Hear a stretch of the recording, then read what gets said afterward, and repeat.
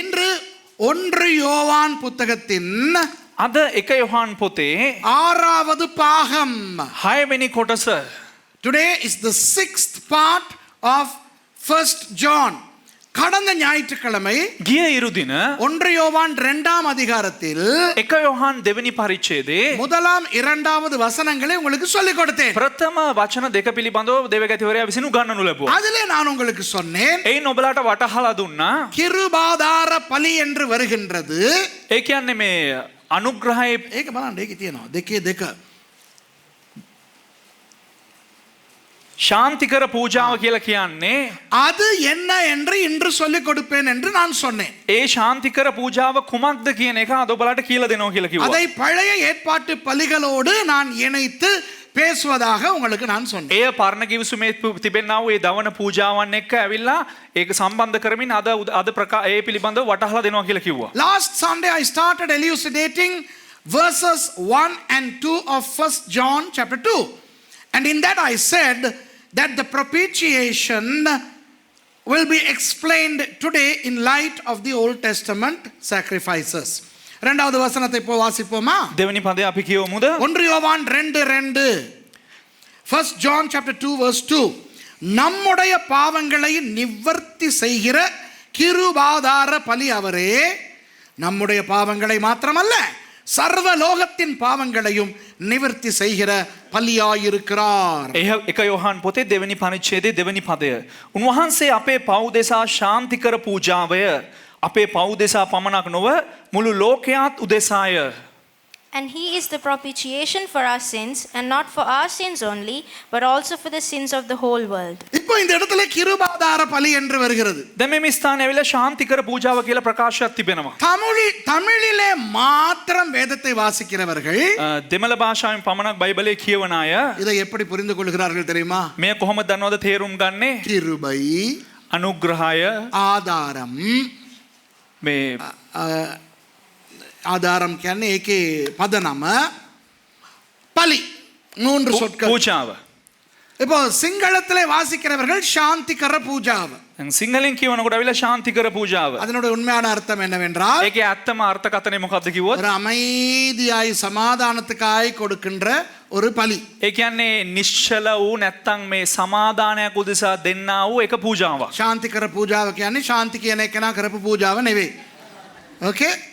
அப்போ இங்கிலீஷ்ல propitiation என்று வருகிறது. In English it says propitiation. Not many people know that there is a word called propitiation that is in existence in the English language. அப்போ ஆங்கிலத்தில் ஒன்று, தமிழிலே ஒன்று, கிரேக்க மொழியிலே ஒன்று. உண்மையிலே இது என்ன பலியடா? එතකොට දැන් මේ දෙමළ භාෂාවෙන් එකක්, සිංහලෙන් එකක්, ඉංග්‍රීසියෙන් එකක්, ග්‍රීක භාෂාවෙන් ඇත්තට මොකක්ද මේ ඇවිල්ලා මේ පූජාව? What is this word talking about? This is something that we need to understand. இப்போ வேதத்திலே, முழு வேதத்திலும் දැන් මුළු බයිබලයේ තුලම இரண்டே இடங்களில் தான் இந்த சொல் வருகிறது. ස්ථාන දෙකක පමණයි මේ වචනේ ප්‍රකාශ වෙන්නේ. அந்த ரெண்டுமே வருவது 1 யோவான் புத்தகத்திலே தான். ඒ දෙකම පැමිණෙන්නේ ඇවිල්ලා 1 යොහාන් පොතේ තමයි. 1 யோவான் 2:2 வருகிறது. එකක් ඇවිල්ලා 1 යොහාන් දෙවෙනි පරිච්ඡේදයේ දෙවෙනි පදේ පැමිණෙනවා. அடுத்தது 1 யோவான் 4:10 வருகிறது. අනිත් එක ඇවිල්ලා 1 යොහාන් පොතේ 4 වෙනි පරිච්ඡේදයේ 10 වෙනි පදේ එනවා. This term comes only in 2 places in the whole Bible. One in 1st John chapter 2 and verse 2, and the other 1st John chapter 4 and verse 10. Let's read 1st John chapter 4 and verse 10. 1 யோவான் 4:10 வாசிப்போம். நாம் தேவனிடத்தில் அன்பு கூர்ந்ததினால் அல்ல, அவர் நம்மிடத்தில் அன்பு கூர்ந்து நம்முடைய பாவங்களை நிவர்த்தி செய்கிற கிருபாதார பலியாக தம்முடைய குமாரனை அனுப்பினதினாலே அன்பு உண்டாயிருக்கிறது. 1 යොහාන් 4 වෙනි පරිච්ඡේදයේ 10 වෙනි පදය ප්‍රේමය මෙය. එනම් අප දෙවියන් වහන්සේට ප්‍රේම කළා නොව උන්වහන්සේ අපට ප්‍රේම කොට අපේ පව් දෙසා ශාන්තිකර පූජාව වන පිණිස තමන්ගේ පුත්‍රයා වූ බවය. Herein is love, not that we loved God, but that he loved us and sent his son to be the propitiation for our sins. ஆகவே முழு வேதத்திலும் இரண்டே இடத்திலே வருகிற இந்த சொல் එනිසා මුළු බයිබලයේම ඇවිල්ලා ස්ථාන දෙකක පමණක් එන්නව මේ වචනය. தமிழிலே வேண்டாம், දෙමළෙන් එපා, சிங்களத்திலே வேண்டாம், සිංහලෙමුත් එපා, ஆங்கிலத்திலே வேண்டாம், ඉංග්‍රීසියෙමුත් එපා. அப்புறம் மலையாளத்திலே வேற ஏதாவது இருக்கும், එතකොට මලයාලම් වලින් තව එකක් තියෙයි, தெலுங்குல வேற ஏதாவது இருக்கும். තෙලිඟු වලින් තවත් එක වචනයක් තියෙයි. உண்மையாக யோவான் எழுதிய கிரேக்க மொழியிலே இந்த சொல் என்ன என்று பார்ப்போமா? ඒ කියන්නේ අවංකව යොහාන් විසින් ලියන ලද්දා වූ ඒ ග්‍රීක භාෂාවෙන් ඇවිල්ලා කුමක්ද තියෙන්නේ කියලා අපි බලමුද? Let's not worry about the translations. Shall we go to the original textus receptus, koine, Greek rendering of the expression to propitiation? Okay, எல்லாம் சொல்லுங்க. Hilasmos. සියලු දෙනාම කියන්නේ හිලාස්මොස්. சொல்லுங்க, hilasmos. That's the word. ඒක තමයි වචනේ. Hilasmos. So what is the meaning of hilasmos, which appears only twice in the Bible and both times pertaining to Jesus in 1 John? இந்த hilasmos என்ற கிரேக்க சொல் මේ හිලාස්මොස් කියනව මේ ග්‍රීක පදය முழு வேதத்திலும் இரண்டே இடங்களில் தான் வருகின்றது. මුළු බයිබලයේම ඇවිල්ලා ස්ථාන දෙකක පමණයි පැමිණෙන්නේ. இரண்டு தடவையும் 1 யோவானிலே தான் வருகிறது. ඒ දෙවතාවම ඇවිල්ලා 1 යොහන් පොතේ තමයි පැමිණෙන්නේ. இரண்டு தடவையும் இயேசுவின் பலியை பற்றி தான் அது பேசுகிறது. ඒ දෙවතාවම කතා කරන්නේ යේසුස් වහන්සේගේ පූජාව පිළිබඳව. ஆகவே இயேசுவின் பலி என்ன என்பதனை நாம் புரிந்து கொள்ள வேண்டும். එහෙනම් අපි යේසුස් වහන්සේගේ පූජාව කුමක්ද කියන එක අපි වටහා ගත යුතුයි. அந்த இயேசுவின் பலி தான் கிரேக்க மொழியிலே ஹிலாஸ்மோஸ் என்றால் එතකොට යේසුස් වහන්සේගේ පූජාව ඇවිල්ලා ග්‍රීක භාෂාවෙන් හිලාස්මොස් නම් அந்த ஹிலாஸ்மோஸ் என்றால் என்ன என்று தெரிந்து கொள்ள வேண்டும். ඒ හිලාස්මොස් කියන්නේ මොකක්ද කියලා අපි දැනගන්න අවශ්‍යයි. So if Jesus' sacrifice is called in Greek hilasmos, then we need to understand the etymology of hilasmos to understand the sacrifice of Jesus. இப்போ விஷயம் என்னவென்றால் දැන් කාරණාව කුමක්ද කිව්වොත් எல்லாருக்கும் தெரியும் இயேசு சிலுவையிலே தன்னை பலியாக கொடுத்தார் என்று. සෑම දිනකට දන්නා යේසුස් වහන්සේ තමාව ඇවිල්ලා කුරුසයේ පූජා කර බව. ஆனால் அது என்ன பலி என்பது எத்தனை பேருக்கு தெரியும்? නමුත් එය කෙබඳු ආකාරයේ පූජාවක්ද කියන එක කී දෙනෙකුට දන්නවද? தெரியுமே, தெரியும் பாஸ்டர். දන්නවනේ පාස්ටර්. என்ன பஸ்கா ஆடாக பலியானார். ඇයි කිව්වොත් එහෙම පස්කා බැටළුවක් ලෙස මැරුණා. உலகத்தின் பாவங்களுக்காக பலியான ஆட்டுக்குட்டி. ලෝකේ ඇවිල්ලා පව් දෙසා ඇවිල්ලා මැරුණා වූ බැටළු පැටවano. யோவான் 1:29 யோஹான் ඇවිල්ලා 1:29 யோவான் ஸ்நானன் இயேசுவை பார்த்தவுடன் என்ன சொன்னார்? யோஹான் බෞතිස්ත ඇවිල්ලා යේසුස් වහන්සේව දුටුව ගමන් කුමක්ද කිව්වේ? இதோ உலகத்தின் பாவங்களை சுமந்து தீர்க்கிற தேவ ஆட்டுக்குட்டி. මෙන්න ලෝකේ පාපේ දරාගෙන යන්නා වූ දෙවියන් වහන්සේගේ බැටළු පැටවano. ஆகவே இயேசுவானவர் එම නිසා යේසුස් වහන්සේ ஆட்டுக்குட்டியானவராக பலியானார். බැටළු පැටළුවෙක් ලෙස මැරුණලු. அப்படி இப்படி எல்லாருக்கும் தெரியும். இது தெரியாதா பாஸ்டர்? මේක ඔක්කොටම දන්නවා. මේක දන්නේ නැද්ද pastor? Come on pastor, we know how Jesus died as a sacrifice. He died as the Passover lamb. What did John the Baptist say in 1 John 1:29 when he saw Jesus? Behold the Lamb of God that is going to bear the sins of the world. So we know. இப்போ දැන් இனிதான் நான் சொல்லிக் கொடுக்க போகிறேன். මෙතනින් පස්සේ තමයි මම කියලා දෙන්න යන්නේ. நேர்மையாக தெரியாது என்று சொல்லுகிறவர்கள் கையை தூக்க வேண்டும். අවංකව ඇවිල්ලා දන්නේ නැහැ කියන අය ඇවිල්ලා අවංකව අත උස්සන්න අවශ්‍යයි. லைவ்ல பார்க்கிறவர்கள் யோ ஹலோ நிஷாந்த் මන් තාම මොනවද ප්‍රශ්න ඇහුවේ නැහැ. අහන කොටල් උස්සන්න. කේක්කර පොදන මට්ටුම් බදල් கொடுக்கணும். லைவ்ல பார்க்கிறவர்கள் நேரடியாக பார்க்கிறவர்கள் සජීවීව බලන අය நீங்க கை தூக்குறீங்களா இல்லையான்னு எங்களுக்கு தெரியாது. ඔබ අත උස්සනවද නැද්ද කියලා අපිට දන්නේ ஆனால் නැහැ. உண்மையாக தெரியுமா தெரியாதா என்று நீங்களே உங்களை கேட்டு பார்த்து கொள்ளுங்கள். Okay? නමුත් ඇත්තටම දන්නවද නැද්ද කියලා ඔබ ඔබගෙන්ම අහලා බලා ගන්න. So I'm going to ask some questions, and if you really don't know, you're going to put your hand up, okay? And those of you who are watching live, I don't know whether you will put your hand up or not. It's okay, but let's really be honest here. உண்மையா சொல்லுவோம், okay? අවංකවම කියමු. හරිද? இயேசுவானவர் යේසුස් වහන්සේ பலியாய் மரித்தார் என்று පූජාවක් ලෙස මැරුණා කියලා தெரியும் தானே? දන්නවනේ. கை தூக்குங்க. எல்லாருக்கும் தெரியுமா අත தெரியாதா? උස්සන බලන්න දන්නවද නැද්ද Every ඔක්කොටම? one of us know that Jesus died as a sacrifice. Okay. இயேசு යේසුස් වහන්සේ பலியாக පූජාවක් ලෙස ஆடாக, அதாவது செம்மறி ஆடாக மரித்தார் என்பது எத்தனை பேருக்கு தெரியும்? එනම් බැටළු පැටුවෙක් ලෙස මැරුණා කියලා කී දෙනෙකුට දන්නවද? தூக்குங்க கையை. How many of you all know that he died as the lamb? Come on, எல்லாருக்கும் தெரியும் தானே அப்பா. ඔක්කොටම දන්නවනේ. இதோ உலகத்தின் சகல பாவங்களையும் சுமந்து தீர்க்கிற தேவ ஆட்டுக்குட்டி. அதான் මෙන්න ලෝකේ ඇවිල්ලා සියලු පාපේ දරාගෙන යන්නා වූ බැටළු පැටවානන්. ஆட்டுக்குட்டியானவர். බැටළු පැටවානන්. Okay? The lamb, everybody know. சரி, எல்லாருக்கும் இயேசுவை ஆட்டுக்குட்டியானவர்னு தெரியும். සෑම දිනාටම ඇවිල්ලා යේසුස් වහන්සේ බැටළු පැටවනෝ කියලා දන්නවා. எத்தனை பேருக்கு தெரியும் කී දෙනෙකුට දන්නවද அவர் ஆட்டுக்குட்டியானவர் மாத்திரமல்ல උන්වහන්සේ බැටලු පැටවානෝ පමණක් නොවෙයි அவர் மாட்டுக்குட்டியானவராகவும் மரித்தார் என்று උන්වහන්සේක හරක් පැටියෙක් ලෙසත් මැරුණා කියලා කී දෙනෙක් දන්නවද தெரிஞ்சவங்க கையை தூக்குங்க දන්න අය අත උස්සන්න சரி தெரியாதவங்க கையை தூக்குங்க දන්නේ නැති අය අත උස්සන්න how many of you know that Jesus died as a calf okay எத்தனை பேருக்கு தெரியாது කී දෙනෙකුට දන්නේ නැද්ද இயேசுவானவர் යේසුස් වහන්සේ ஒரு காளை மாடாக மரித்தார் என்று ඒක ඇවිල්ලා මේ ගොනෙක් ලෙස ගොන් නාම්බෙක් ලෙස මැරුණා කියලා කී දෙනෙක් දන්නේ නැද්ද தெரியாதவங்க கையை தூக்குங்க දන්නේ නැති අය අත උස්සන්න காளை மாடாக இயேசு மரித்தார் தெரியாது ඒ කියන්නේ ගොන් වස්සෙක් ලෙස මැරුණා කියලා දන්නේ නැද්ද how many of you all don't know that Jesus died as an ox தெரியாது இல்லையா சரி இப்போ நீங்க எண்ணிக்கிற போறீங்க 1 2 3 ஓகே දැන් ඔබ 1 2 කියලා ඔබ ගණන් කරගන්න යනවා மாட்டுக்குட்டியானவரா மரிச்சார்னு தெரியாது වහු පැටියෙක් ලෙස මැරුණා කියලා දන්නේ නැහැ காளையானவராக மரித்தார் என்று தெரியாது ඒ කියන්නේ ගොනෙක් ලෙස මැරුණා කියලා දන්නේ නැහැ so number 1 people don't know many people don't now almost everybody didn't know that Jesus died as a calf then nobody knew that he died as an ox thirdly how many of you all don't know that Jesus died as a cow a female cow இயேசு ஒரு பசு மாடாக பலியானார் என்று எத்தனை பேருக்கு தெரியாது යේසුස් වහන්සේ එක එළදෙනක් ලෙස මැරුණා කියලා කී දෙනෙකුට දන්නේ නැද්ද கை தூக்குங்க අත උස්සන්න ஓகே சரி இயேசுவானவர் එතකොට යේසුස් වහන්සේ மாவாக பலியானார் என்று எத்தனை பேருக்கு தெரியாது ඒ කියන්නේ පිටි ලෙස ඇවිල්ලා පූජාවක් වුණා කියලා කී දෙනෙකුට දන්නේ නැද්ද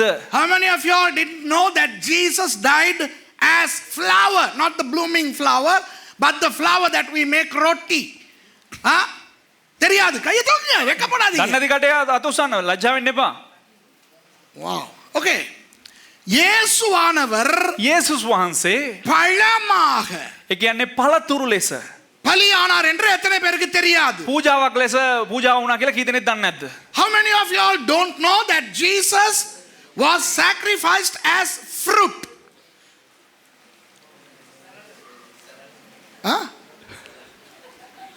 சரண்டர் ஆயிட்டீங்களா எல்லாரும் ஒண்ணுமே தெரியாது வேணாம் பாஸ்டர் நீங்க பிரசங்கத்தை செய்யுங்கன்னா ஒண்ணுமே தாத்தா தெரியல නෑ බාස් ඔයාම කරන්න ඇවිල්ලා අපි කිසිම කෙනෙකුට කිසි දෙයක් දන්නේ නැහැ இல்ல இது உண்மை මොකද්ද සත්‍යතාවය இயேசுவானவருடைய பலிக்கு යේසුස් වහන්සේගේ පූජාවට புதிய ஏற்பாடு ஹெலாஸ்மோஸ் என்று சொல்லுகிறது අලුත් ගිවිසුම ඇවිල්ලා ග්‍රීක භාෂාවෙන් හිලාස්මොස් කියලා කියනවා அந்த ஹெலாஸ்மோஸ் என்றால் என்ன தெரியுமா හිලාස්මොස් කියලා කියන්නේ කුමක්ද the New Testament calls the sacrifice of Jesus with the Greek word hilasmos and the explanation of hilasmos is okay எத்தனை பேருக்கு தெரியும் கிரீக்ல காஸ்மோஸ் அப்படினு ஒரு சொல் இருக்குது කී දෙනෙකුට දන්නවද ග්‍රීක වලින් කොස්මොස් කියලා එක වචනයක් තිබෙනවා how many of you all know that there is a Greek word called cosmos from which came the English word cosmos those of you who know English you should know cosmos okay now those of you who don't know English தான் නැති කට්ටිය ඉංග්‍රීසි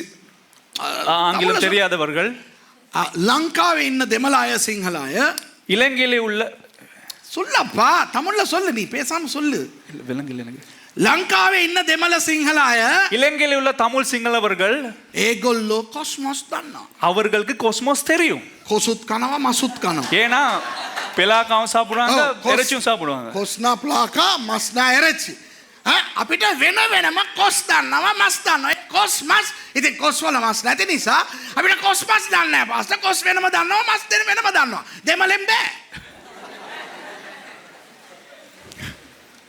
how many of you all know what is cosmos can somebody tell me what is cosmos okay Miguel universe cosmos means the universe okay the Greek word cosmos means universe cosmos என்று கிரேக்க மொழியிலே சொல்லுவது කොස්මොස් කියලා ඇවිල්ලා Greek භාෂාවෙන් කියන්නේ பிரபஞ்சம் විශ්වය okay அப்போ அந்த காஸ்மோஸ்ல இருக்கிற மாஸ் ஹிலாஸ் மோஸ்க்குள்ளே வருகிறது ඒ කියන්නේ අර කොස්මොස් කියන වචනේ අන්තිම කෑල්ල ඇවිල්ලා ඇවිල්ලා ග්‍රීක භාෂාවෙන් අපි දැන් කතා කරන්න යනවා අර හිලාස්මොස් කියන වචනේ the latter part in cosmos also comes in hilasmos. Okay?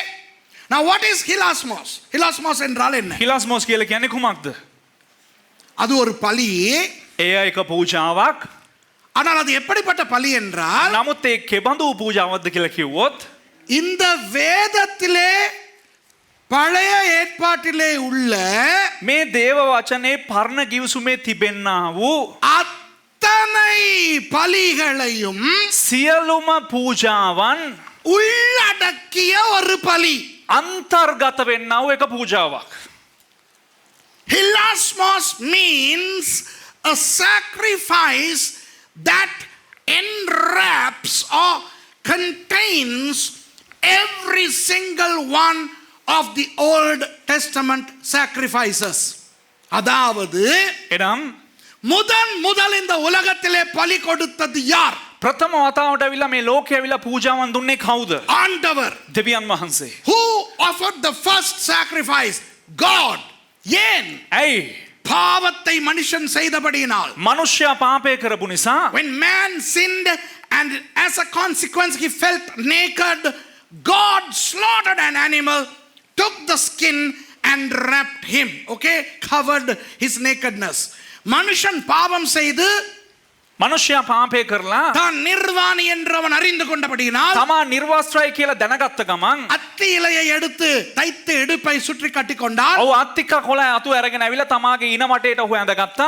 ஆண்டவர் என்ன செய்தார்? දෙවියන් වහන්සේ මොනවද කරේ? ஒரு மிருகத்தை கொன்று දෙවියන් වහන්සේ එක සතෙක්ව මරලා அந்த தோலை உரித்து ඒ සතාගේ හැම ගලවලා அந்த தோலை இவர்களுக்கு உடுத்துவித்து ඒ හැම අරගෙන මොවුන්ට අන්දවලා இவர்களுடைய நிர்வாணத்தை மூடினார். ඔවුන්ගේ නිර්වස්ත්‍රය වසා දැමුවා. முதல் பலி கொடுத்தவர் ஆண்டவர். එතකොට ප්‍රථම වතාවට අවිලා පූජාවන් ඔප්පු කළේ දෙවියන් So වහන්සේ. the first ever person to offer a sacrifice was God. அப்போ அந்த பலி ஆதியாகமத்திலே இருக்கிறது. එහෙනම් මේ පූජාව ඇවිල්ලා උත්පත්ති පොතේ තියෙනවා. அப்படியானால் එසේනම් இயேசுவின் ஹிலாஸ்மோஸ் பலி යේසුස් වහන්සේගේ හිලාස්මොස් කියනවා මේ පූජාව ஆண்டவர் முதல் கொடுத்த அந்த பலியாகவும் இயேசு சிலுவையிலே மரித்தார். ඒ කියන්නේ දෙවියන් වහන්සේ ප්‍රථම වතාවට දුන්නා වූ ඒ පූජාව ලෙස යේසුස් වහන්සේ කුරුසේ කුරුසපත් වුණා. So hilasmos explains that all sacrifices are contained within. Therefore Jesus died as that first ever offering of covering nakedness. அப்படியானால் එසේනම් இயேசுவின் சிலுவை மரணம் යේසුස් වහන්සේගේ කුරුසේ මරණය உங்களுக்கு தெரியும். நான் நிரூபித்து பிரசங்கித்திருக்கிறேன். இயேசு நிர்வாணமாக சிலுவையிலே தொங்கினார் என்று. ඔබ සියලු දෙනාටම දන්නාවිලා දේව ගැතිවරයා මේට කලින් දේශනා කරලා තියෙනවිලා යේසුස් වහන්සේ නිර්වස්ත්‍රව කුරුසේ ඇවිල්ලා කුරුසපත් වුණා කියලා එය ඔප්පු කොට තිබෙනවා. I told you that Jesus died on the cross absolutely naked. இப்போ பாருங்கள், உங்களுக்கு தெரியுமா දැන් බලන්න ඔබලාට දන්නවා உலகத்திலே உள்ள எல்லா மிருகங்களுடைய தோலையும் உரிக்கலாம். ලෝකේ ඉන්න සෑම සත්වයෙක්ගේම ඇවිල්ලා තිබෙනා වූ හැම ගලවන්න පුළුවන්. ரெண்டு விலங்குகளின் தோள்களை உரிக்க முடியாது தெரியுமா? නමුත් සත්වයන් දෙදෙනෙක්ගේ ඇවිල්ලා හැම ගලවන්න බෑ දන්නවද? ஒன்று பன்றி, එකෙක් ඇවිල්ලා ඌරා அடுத்தது பெரிய பன்றி, அதாவது மனுஷன். අනිත් එක ඇවිල්ලා ලොකු ඌරා. ඒ කියන්නේ මිනිස්සයා මහා ඌරා. தெரியுமா? තේරුණාද? பன்றியின் தோலை உரிக்க முடியாது. ඒ කියන්නේ ඌරාගේ හැම ගලවන්න බෑ. சீவ முடியும். ඒක ඇවිල්ලා මෙහෙම ගාන්න තමයි පුළුවන්. ඒ කියන්නේ හූරන්න තමයි පුළුවන්. அதே போல மனுஷனுடைய தோலை உரிக்க முடியாது. මනුෂ්‍යගේ හැමත් ගලවන්න බෑ. சீவத்தான் முடியும். ඒකත් ඇවිල්ලා හූරන්න තමයි පුළුවන්. The skin of a pig cannot be removed, it can be scraped off. And the skin of humans also cannot be removed but could be scraped off. அப்போ එසේනම් பழைய ஏற்பாட்டிலே ஆண்டவர் முதல் கொடுத்த பலியாக இயேசு மரிப்பதென்றால் පරණ කිව්සුම ඇවිල්ලා දෙවියන් වහන්සේ දුන්නා වූ ඒ ඵලයේ ඒ කියන්නේ පූජාව ලෙස යේසුස් වහන්සේ මරුණා නම් இயேசுவினுடைய தோல் உரிக்கப்பட வேண்டும். යේසුස් වහන්සේගේ හැම ගලවෙන්න ඕන. ஆனால் இயேசுவினுடைய தோல் உரிக்கப்பட கூடிய தோல் அல்ல. නමුත් යේසුස් වහන්සේගේ හැම ගලවන්න පුළුවන් වූ හැමක් නෙවෙයි. அதனால் ஆண்டவர் என்ன செய்ய வைத்தார் ඒ தெரியுமா? නිසා ඒ දෙවියන් වහන්සේ මොනවද දන්නවද කරන්න තිබ්බේ? அவருடைய உடைகளை எல்லாம் உரிய வைத்து උන්වහන්සේගේ ඒ කියන්නේ ශරීරයේ තිබෙනා වූ ඒ කියන්නේ හැම දෙයක්ම ඇඳුම් ඔක්කොම ඉවත් කරලා அவருடைய தோலை உரிந்ததற்கு சமானமாக அவரை முழு நிர்வாணமாக்கி சிலுவையில் அறைய ஒப்பு கொடுத்தார். ඒ කියන්නේ උන්වහන්සේගේ මුළු හැමම ඇඟේ තිබෙන හැම ගැලවුවව සමාන වෙලා උන්වහන්සේ කුරුසේ ඇවිල්ලා නිර්වස්ත්‍රව කුරුසපත් කළා. சில இறைச்சி கடைகளிலே நீங்கள் பார்த்தால் සමහරක් මස් කඩවලට ගිහිල්ලා බැලුවා නම් தோல் உரிக்கப்பட்ட அந்த மிருகங்களை தொங்க வைத்திருப்பார்கள் கொக்கியிலே மாட்டி. අර හැම ගලවුවව ඇවිල්ලා සත්තුන්ගේ එහෙම අර මස් කඳ එහෙමම කොක්කේ එල්ලලා තියෙනවා මස් කඩේ. அதுபோல ඒ වගේ தோல் என்ற உடை உரிக்கப்பட்ட நிலையில் ඒ කියන්නේ හැම කියන්නා ඔය ඇඳුම ඒක ගැලවුවව සමානව இயேசுவானவர் பிரசித்தமான அந்த சந்தியிலே යේසුස් වහන්සේ ප්‍රසිද්ධ වේ සහන්දියේ நிர்வாணமாக தொங்கினார். නිර්වස්ත්‍රව උන්වහන්සේ එල්ලුණා කුරුසේ. எதற்காக தெரியுமா? කුමක් උදෙසක් දන්නවද? நம்முடைய நிர்வாணங்களை மறைப்பது. අපේ තිබෙන්නා වූ අවිලා නිර්වස්ත්‍රකම වසා දමනු පිණිස. Jesus' hilasmos sacrifice also contained the first ever sacrifice made by God in the book of Genesis. Now, since the human skin cannot be removed, symbolically Jesus' attire was completely removed and he hung there absolutely naked to cover the nakedness of mankind. உங்களுக்கு தெரியுமா? ඔබලට දන්නවද? இயேசுவினுடைய வஸ்திரத்துக்கு යේසුස් වහන්සේගේ වස්ත්‍රයට ஆண்டவர் எவ்வளவு முக்கியத்துவம் கொடுத்தார்? දෙවියන් වහන්සේ කෙතරම් වූ වටිනාකමක් දුන්නද කියලා? அந்த சிலுவை கதையில் ඒ කුරුසේ කතාවේ அவருடைய வஸ்திரத்தை பற்றிய கதையும் உண்டு. උන්වහන්සේගේ වස්ත්‍රය පිළිබඳව කතාවකුත් තිබෙනවා. அவருடைய வஸ்திரத்தை எடுத்து උන්වහන්සේගේ වස්ත්‍රය රැගෙන அந்த ரோம போர் சேவகர்கள் ඒ රෝම සොල්දාදුවන් சீட்டு போட்டு பார்த்தார்களாம், இதில் எது எவனுக்கு இது கிடைக்கும் என்று. ඔවුන් දාදු දාලා බැලුවලු නැත්නම් සීට්ටු දාලා බැලුවලු මේ කාටද හම්බෙන්නේ කියලා. அது ஒரு பெரிய விஷயமாக யாருக்குமே தெரியவில்லை. එය ලොකු විශයක් ලෙස කිසිම කෙනෙකුට දන්නේ නැහැ. சரி, அந்த உடையை எடுத்து சீட்டு போட்டு எவனோ எடுத்துக்கொண்டான், அதை ஏன் வேதத்திலே எழுத வேண்டும்? හරි කවුරු හරි කෙනෙක් සීට්ටු දාලා ඒ ඇඳුම ගත්ත දෙන් ඇවිල්ලා ඇයි මේක බයිබලේ එන්න ඕන? இயேசுவானவர் முதல் செலுத்தப்பட்ட அந்த பலியாகவும் மரித்தார் என்பதனை அடையாளமாய் காட்டுவதற்காகத்தான் அவருடைய உரிக்கப்பட்ட அந்த தோலுக்கு அடையாளமாகிய உடையை அவர்கள் சீட்டு போட்டார்கள் என்று வேதத்தில் යේසුස් වහන්සේ මරණකොට ඇවිල්ලා තමාගේ ඇවිල්ලා ඒ තමාගේ ඇඳුම හැමනැමැති ඇඳුම ඇවිල්ලා ගලවලා ඒක ඇවිල්ලා ඒ කියන්නේ සීට්ටු දාලා ගත්තේ ඇවිල්ලා පෙන්눔 කරන්න උන්වහන්සේගේ පළවෙනි ප්‍රථම පූජාව ලෙස ඒ හැමේ තිබෙනා වටිනාකම නිසා තමයි එහෙම බයිබලයේ ලියනු ලැබුවේ. An apparently insignificant scenario where the Roman soldiers cast lots to see who can acquire the raiment of Jesus. Why would that be inscribed in Holy Scripture? Because it is very important to show that just like the first ever sacrifice, the skin of Jesus was removed symbolically by the removal of his attire. And that's why it says that. விளங்குதா உங்களுக்கு? තේරුණාද ඔබලට? அப்புறம் பார்த்தால் ඊට පස්සේ බැලුවා නම් ஆபேல் ஆண்டவருக்கு காணிக்கை கொடுக்கிறான். ආබේල් ඇවිල්ලා දෙවියන් වහන්සේට පඬුරක් දෙනවා. ஆபேலனுடைய அந்த பலிக்கு ஒப்பாக இயேசு மரித்தார். ආබේල්ගේ පඬුරට සමානව ඇවිල්ලා යේසුස් වහන්සේ මැරුණා. Then we see Abel coming and offering a sacrifice which God accepts, and Jesus' sacrifice, Jesus also died as Abel's sacrifice. ஆபேலின் பலியை போல இயேசுவும் மரித்தார். ආබේල්ගේ පූජාව වගේම ඇවිල්ලා යේසුස් වහන්සේත් මැරුණා. அப்புறம் பார்த்தால் நீங்கள் ஏனோக்கு ஆண்டவருக்கு பலி செலுத்தி இருக்கிறார். ඊට පස්සේ බැලුවා නම් ඇවිල්ලා ඒනොක් කියන පුද්ගලයා ඇවිල්ලා දෙවියන් වහන්සේට පූජාවන් දුන්නා. ஏனோக்கின் பலியாகவும் இயேசு மரித்தார். ඒනොක්ගේ පූජාව ලෙසත් යේසුස් වහන්සේ මැරුණා. Enoch offered sacrifices to God and Jesus died as that sacrifice also. அப்புறம் பார்த்தால் நோவா ஆண்டவருக்கு பலி ඊට செலுத்தினார். පස්සේ නෝවා ඇවිල්ලා යේසුස් දෙවියන් වහන්සේට ඇවිල්ලා පූජාවන් දෙනවා. ஆண்டவராகிய இயேசு நோவாவின் பலியாகவும் மரித்தார். යේසුස් වහන්සේ ඇවිල්ලා නෝවාගේ පූජාව ලෙසත් මැරුණා. Noah offered sacrifices to God and Jesus' sacrifice encompasses Noah's sacrifice also. And then Abraham offered sacrifices and all the Abrahamic sacrifices were embedded into the hilasmos of Jesus. Abraham எத்தனையோ தடவை பலி கொடுத்தார். ආබ්‍රහම් බොහෝ වතාවක් ඇවිල්ලා පූජාවන් දුන්නා.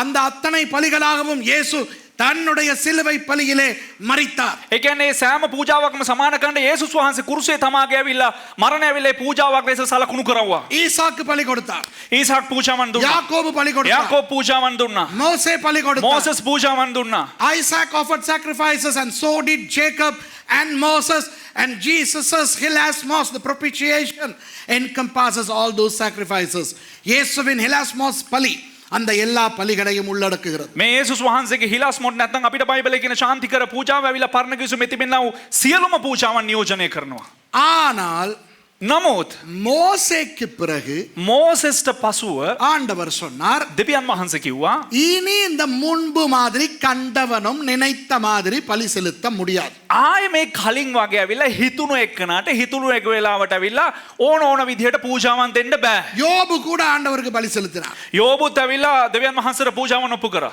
You know, right from the time of Moses, God said, now you cannot just offer sacrifices the way you want.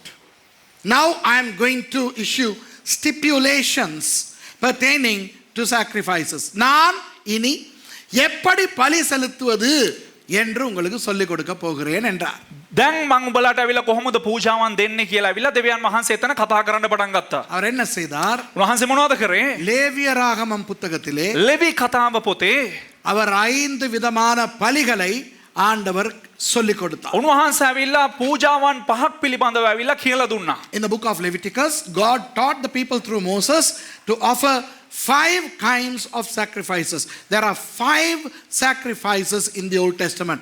பழைய ஏற்பாட்டிலே 5 பலிகள் உண்டு. පරණ කිවිසුම තුල ඇවිල්ලා පූජාවන් පහක් තිබෙනවා. இப்போ அந்த இயேசுவின் ஹிலாஸ்மோஸ் என்பது දැන් ඒ යේසුස් වහන්සේගේ හිලාස්මොස් කියලා කියන්නේ அத்தனை பலிகளையும் உள்ளடக்கி. ඒ කියන්නේ සෑම පූජාවක්ම ඒ තුල අඩංගු වෙලා තිබෙනවා. ஆகவே இன்றிலிருந்து එනිසා අද පටන් எனக்கு எவ்வளவு தூரம் சொல்லிக் கொடுக்க முடியும் என்று எனக்கு தெரியாது. මට කතරම් දුරට මට මේ දේ කියලා දෙන්න පුළුවන්ද දන්නේ නැහැ.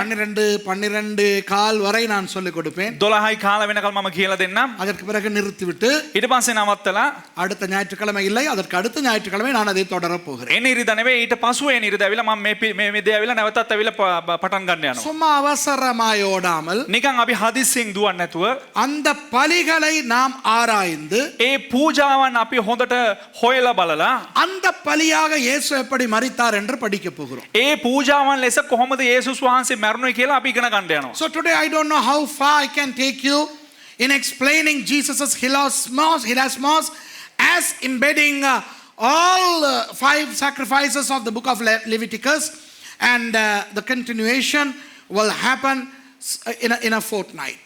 Okay? ஆயத்தமா? සූදානම්ද? சரி, நாம் அந்த பலிகளுக்கு போவதற்கு முன்பதாக ඒ පූජාවන් වලට යන්න කලින් இந்த வசனத்தை மறுபடியும் ஒரு விஷயம் வாசிக்க போகிறோம். මේ වචනේ නැවත වතාවක් කියවන්න යනවා. We are going to read the same verse again before getting into those sacrifices. 1 யோவான் 2:2. එක යොහාන් දෙවෙනි පරිච්ඡේදයේ දෙවෙනි පදය. 1 John 2:2. நம்முடைய பாவங்களை நிவிர்த்தி செய்கிற கிருபாதார பலி அவரே. උන්වහන්සේ අපේ පව් දෙසා ශාන්තිකර පූජාවය. And he is the propitiation for our sins. Okay, நம்முடைய, අපේ இந்த இடத்துல அவர் நம்முடைய என்று சொல்லுகிறார். මෙම ස්ථානයේ ඔහු ඇවිල්ලා ප්‍රකාශ කරනවා අපේ කියලා. யார் அந்த நாம்? කවුද ඒ අපි නැත්තම් අපේ කියන ඒ අය? ரட்சிக்கப்பட்ட கிறிஸ்தவர்கள். ගැලවීම ලැබුවා වූ කිතුණුවන්. யோவான் யாருக்கு எழுதுகிறார்? යොහාන් කාටද ලියන්නේ? ரட்சிக்கப்பட்ட கிறிஸ்தவர்களுக்கு. ගැලවීම ලැබුවා වූ කිතුණුවන්ට. ஞாபகம் இருக்கிறதா? கடந்த ஞாயிற்றுக்கிழமை நான் சொன்னேன், මතකද ඇවිල්ලා ගිය සතියේ කියලා දුන්නා. வாங்க வாங்க என் பிள்ளைகளே, வாங்க வாங்க வந்து என் பக்கத்தில் உட்கார்ந்துக்கிறங்க என்று அவர் அழைத்து சொன்னார் என்று. එන්න මගේ දරුවනේ මා ළඟට එන්න කියලා ඔවුන් යොහාන් විසින් ඇවිල්ලා ප්‍රකාශයක් ලබා දීලා ඔවුන් ගෙන්නවුවා කියලා. ஆகவே கிறிஸ்தவர்களுக்கு ஒரு கிறிஸ்தவரால் எழுதப்பட்டது இது. ඒ නිසා ඇවිල්ලා කිතුණුවන්ට එක කිතුණුවෙක් විසින් ලියන ලද එක ලිපියක් මෙය. ஆகவே நம்முடைய பாவங்கள் என்று சொல்லுவது එතකොට අපේ පව් කියලා කියනකොට கிறிஸ்தவர்களுடைய பாவங்கள். කිතුණුවන්ගේ පාපයන්. இது அந்த ரட்சிக்கப்படுகின்ற அந்த பாவ மன்னிப்பு பாவம் அல்ல. මේ කාර්ය ගැලවීම ලබනකොට ඇවිල්ලා ඒ කමා කරන්නා වූ ඒ පාපයන් නෙවෙයි. அந்த ட்ராக் மாறி போகும் பொழுது நம்மை மறுபடி சரியான ட்ராக்குக்கு கொண்டு வருகிற அந்த பலி. ඒ කියන්නේ අපි අවිලා මාර්ගය වෙනස් වෙලා ගමන් කරනකොට නැවත වතාවක් හරි උස්ථානයට ගේනකොට ඒ කතා කරන්නා වූ ඒ පූජාව පිළිබඳ. Here John uses the word our, meaning me and my listeners. Who are the me and my listeners? Christians. Remember last Sunday I said, okay, come near me my children, he said. So these are the Christians. The recipients of 1 John are Christians. So Jesus' sacrifice, his hilasmos, pertains to Christians. ஆகவே இயேசுவின் hilasmos, එනිසා යේසුස් වහන්සේගේ හිලාස්මොස්, தமிழிலே கிருபாதார பலி, ඒක සිංහලෙන් ඇවිල්ලා ශාන්තිකර පූජාව, கிறிஸ்தவர்களுடைய பாவங்களை நிவர்த்தி செய்கிறது. කිතුණුවන්ගේ ඇවිල්ලා පාපයට කමාව ලබා දෙනවා. இப்போ சொல்லுகிறார் දැන් ඊට පසුව කියනවා நம்முடைய பாவங்களை மாத்திரமல்ல, අපේ පව් දෙසා පමණක් නොව. அதாவது கிறிஸ்தவர்களின் பாவங்களை மாத்திரமல்ல. ඒ කියන්නේ කිතුණුවන්ගේ පව් විතරක් නෙවෙයි. Yeah. And not for our sins only. Not for our sins only. Who are our here Christians? Not only for the sins of the Christians, சர்வலோகத்தின் பாவங்களையும் நிவிர்த்தி செய்கிற பலியாய் இருக்கிறார். Wow. මුළු ලෝකයේ අය උදෙසත් ඇවිල්ලා ඔවුන්ගේ පව් කමා කරන පිණිසත්. Read the rest. But also for the sins of the whole world. Also for the sins of the whole world, even for those who are unsaved, it is the sacrifice of Jesus which can bring them to Christianity or to God.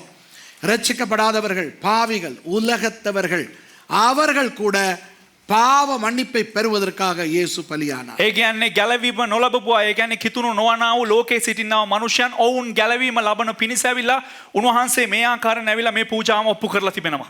So Jesus died as the hilasmos for the whole cosmos. இயேசு முழு பிரபஞ்சத்துக்குமான பலியாக மரித்தார்.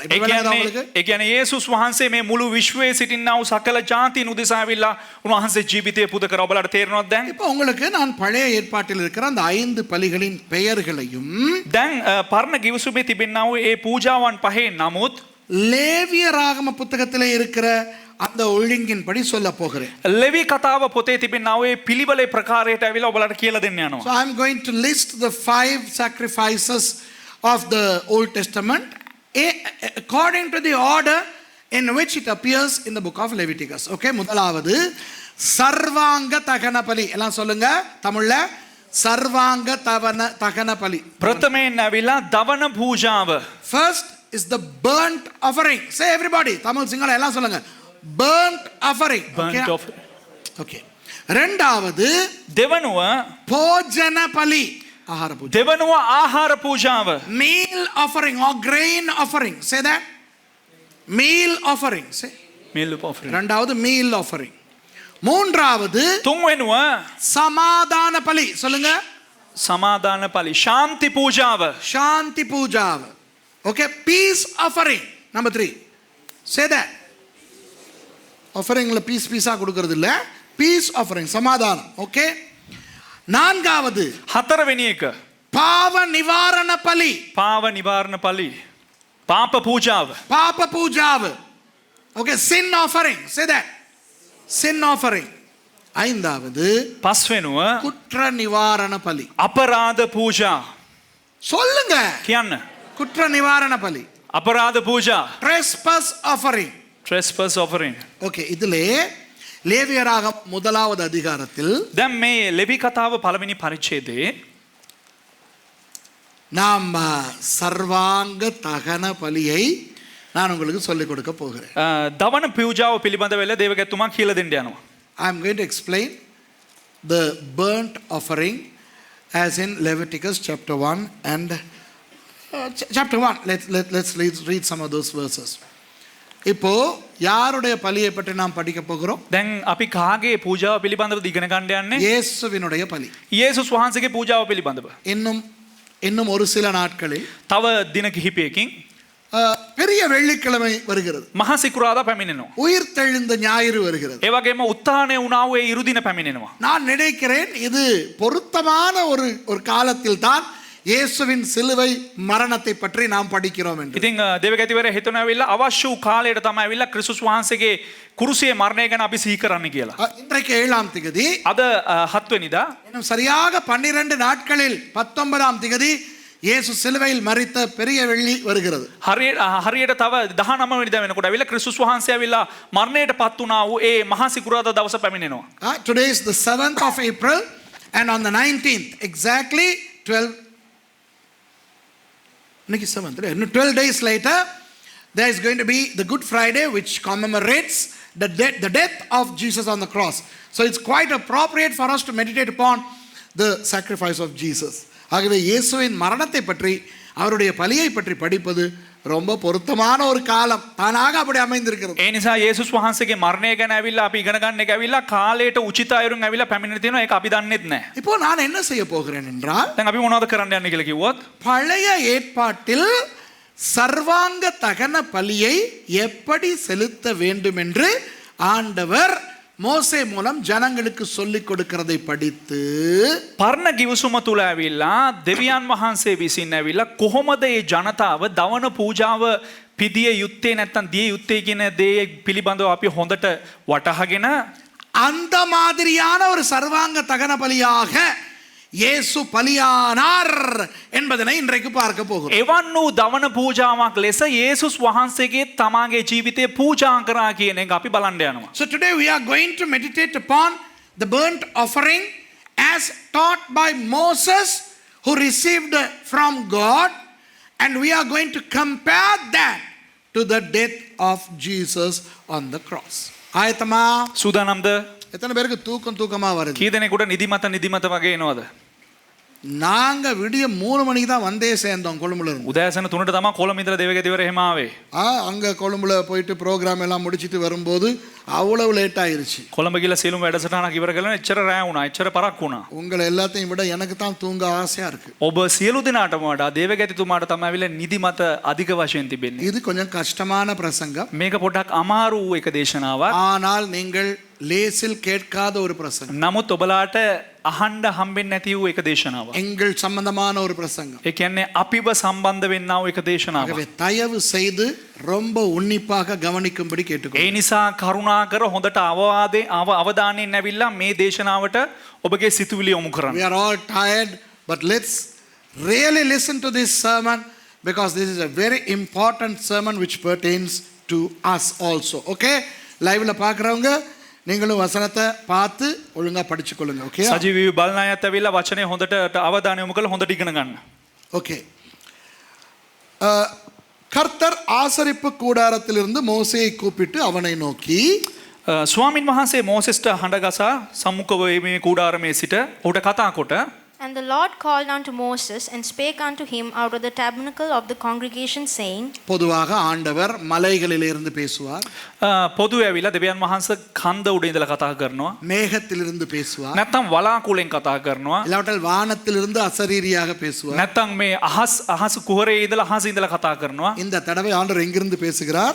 නමුත් මෙම ස්ථානයේ දෙවියන් වහන්සේ කොහොමද කතා කරන්නේ? ஆசரிப்பு கூடாரத்திலே இருந்து கூப்பிடுகிறார். කූඩාරම් මණ්ඩපේ නැත්තම් සම්මුඛ වීමේ කූඩාරමේ ඉඳලා කතා කරනවා. Usually God spoke to Moses either from the mountain or from the cloud or from the sky, but this time he is calling Moses from the tabernacle. ஆசரிப்பு கூடாரத்தில் இருந்து மோசேயை கூப்பிட்டு சொல்லுகிறார். ஏனென்றால் பலி செலுத்துவது ஆசரிப்பு கூடாரம் சம்பந்தப்பட்ட ஒன்று. ඒ කියනකොට සම්මුඛ වීමේ කූඩාරම ඉඳලා ඇයි කතා කරන්න ඇවිල්ලා සම්මුඛ වීමේ කූඩාරම ඇවිල්ලා පූජාවන් ඔප්පු කරන්න ඊටාම සම්බන්ධතාව වූ එක දෙයක්. ஜனங்கள் பலி செலுத்தும் பொழுது ஆசரிப்பு கூடாரத்துக்கு வந்து தான் பலி செலுத்த வேண்டும். ජනතාව ඇවිල්ලා පූජාවන් ඔප්පු කරන විට ඇවිල්ලා කූඩාරම් මණ්ඩපයට ඇවිල්ලා තමයි මේ පූජාවන් ඔප්පු කළ යුතුයි. People have to come to the tabernacle to offer sacrifices, and sacrifices are closely knit with the tabernacle, and that's why God is talking from the tabernacle. நீ இஸ்ரவேல் புத்திரரிடத்தில் சொல்ல வேண்டியது என்னவென்றால், உங்களில் ஒருவன் கர்த்தருக்கு பலி செலுத்த வந்தால் மாட்டு மந்தையிலாவது ஆட்டு மந்தையிலாவது ஒரு மிருகத்தை தெரிந்தெடுத்து பலி செலுத்த வேண்டும். නුඹ ඊශ්‍රායල් පුත්‍රයන්ට කතා කරමින් මෙසේ කියන්නයි කීසේක. නුඹලාගේ නියම් මිනිසෙක් ස්වාමින් වහන්සේට පූජාවක් ඔප්පු කරන කල සිව්පාවයින්ගෙන් එනම් ගව රැලෙන්ද එළු බැටළු රැලෙන්ද නුඹලාගේ පූජාව ඔප්පු කරන්න. Speak unto the children of Israel, and say unto them, If any man of you bring an offering unto the Lord, ye shall bring your offering of the cattle, even of the herd, and of the flock. அன்பானவர்களே, ප්‍රේමවන්තේනි, சர்வாங்க தகன பலியாய் செலுத்தப்பட வேண்டிய மிருகம் දවන පූජාවෙන් පූජා කළ යුතු සතා වන්නේ ஒன்று ஆடு அல்லது மாடு. එක්කෝ බැටළුවෙක් නැත්තම් ගවයෙක්. The animal that which is to be used for a burnt offering is either a lamb or a ox. Okay?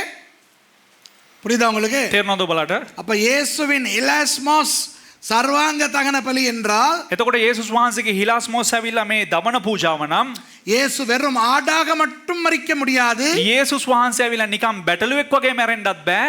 ஆடாகவும் மரிக்க வேண்டும், மாடாகவும் மரிக்க வேண்டும். උන්වහන්සේ බැටළුවෙක් වගේ මැරෙනවා හා සමානම ගවයෙක් වගේත් මැරෙන්න ඕන. If Jesus's hilasmos encompasses the burnt offering, then Jesus cannot just die as a lamb, he also has to die as an ox. Okay, புரியுதா? තේරුණාද? ஓகே, வாசிப்போம்.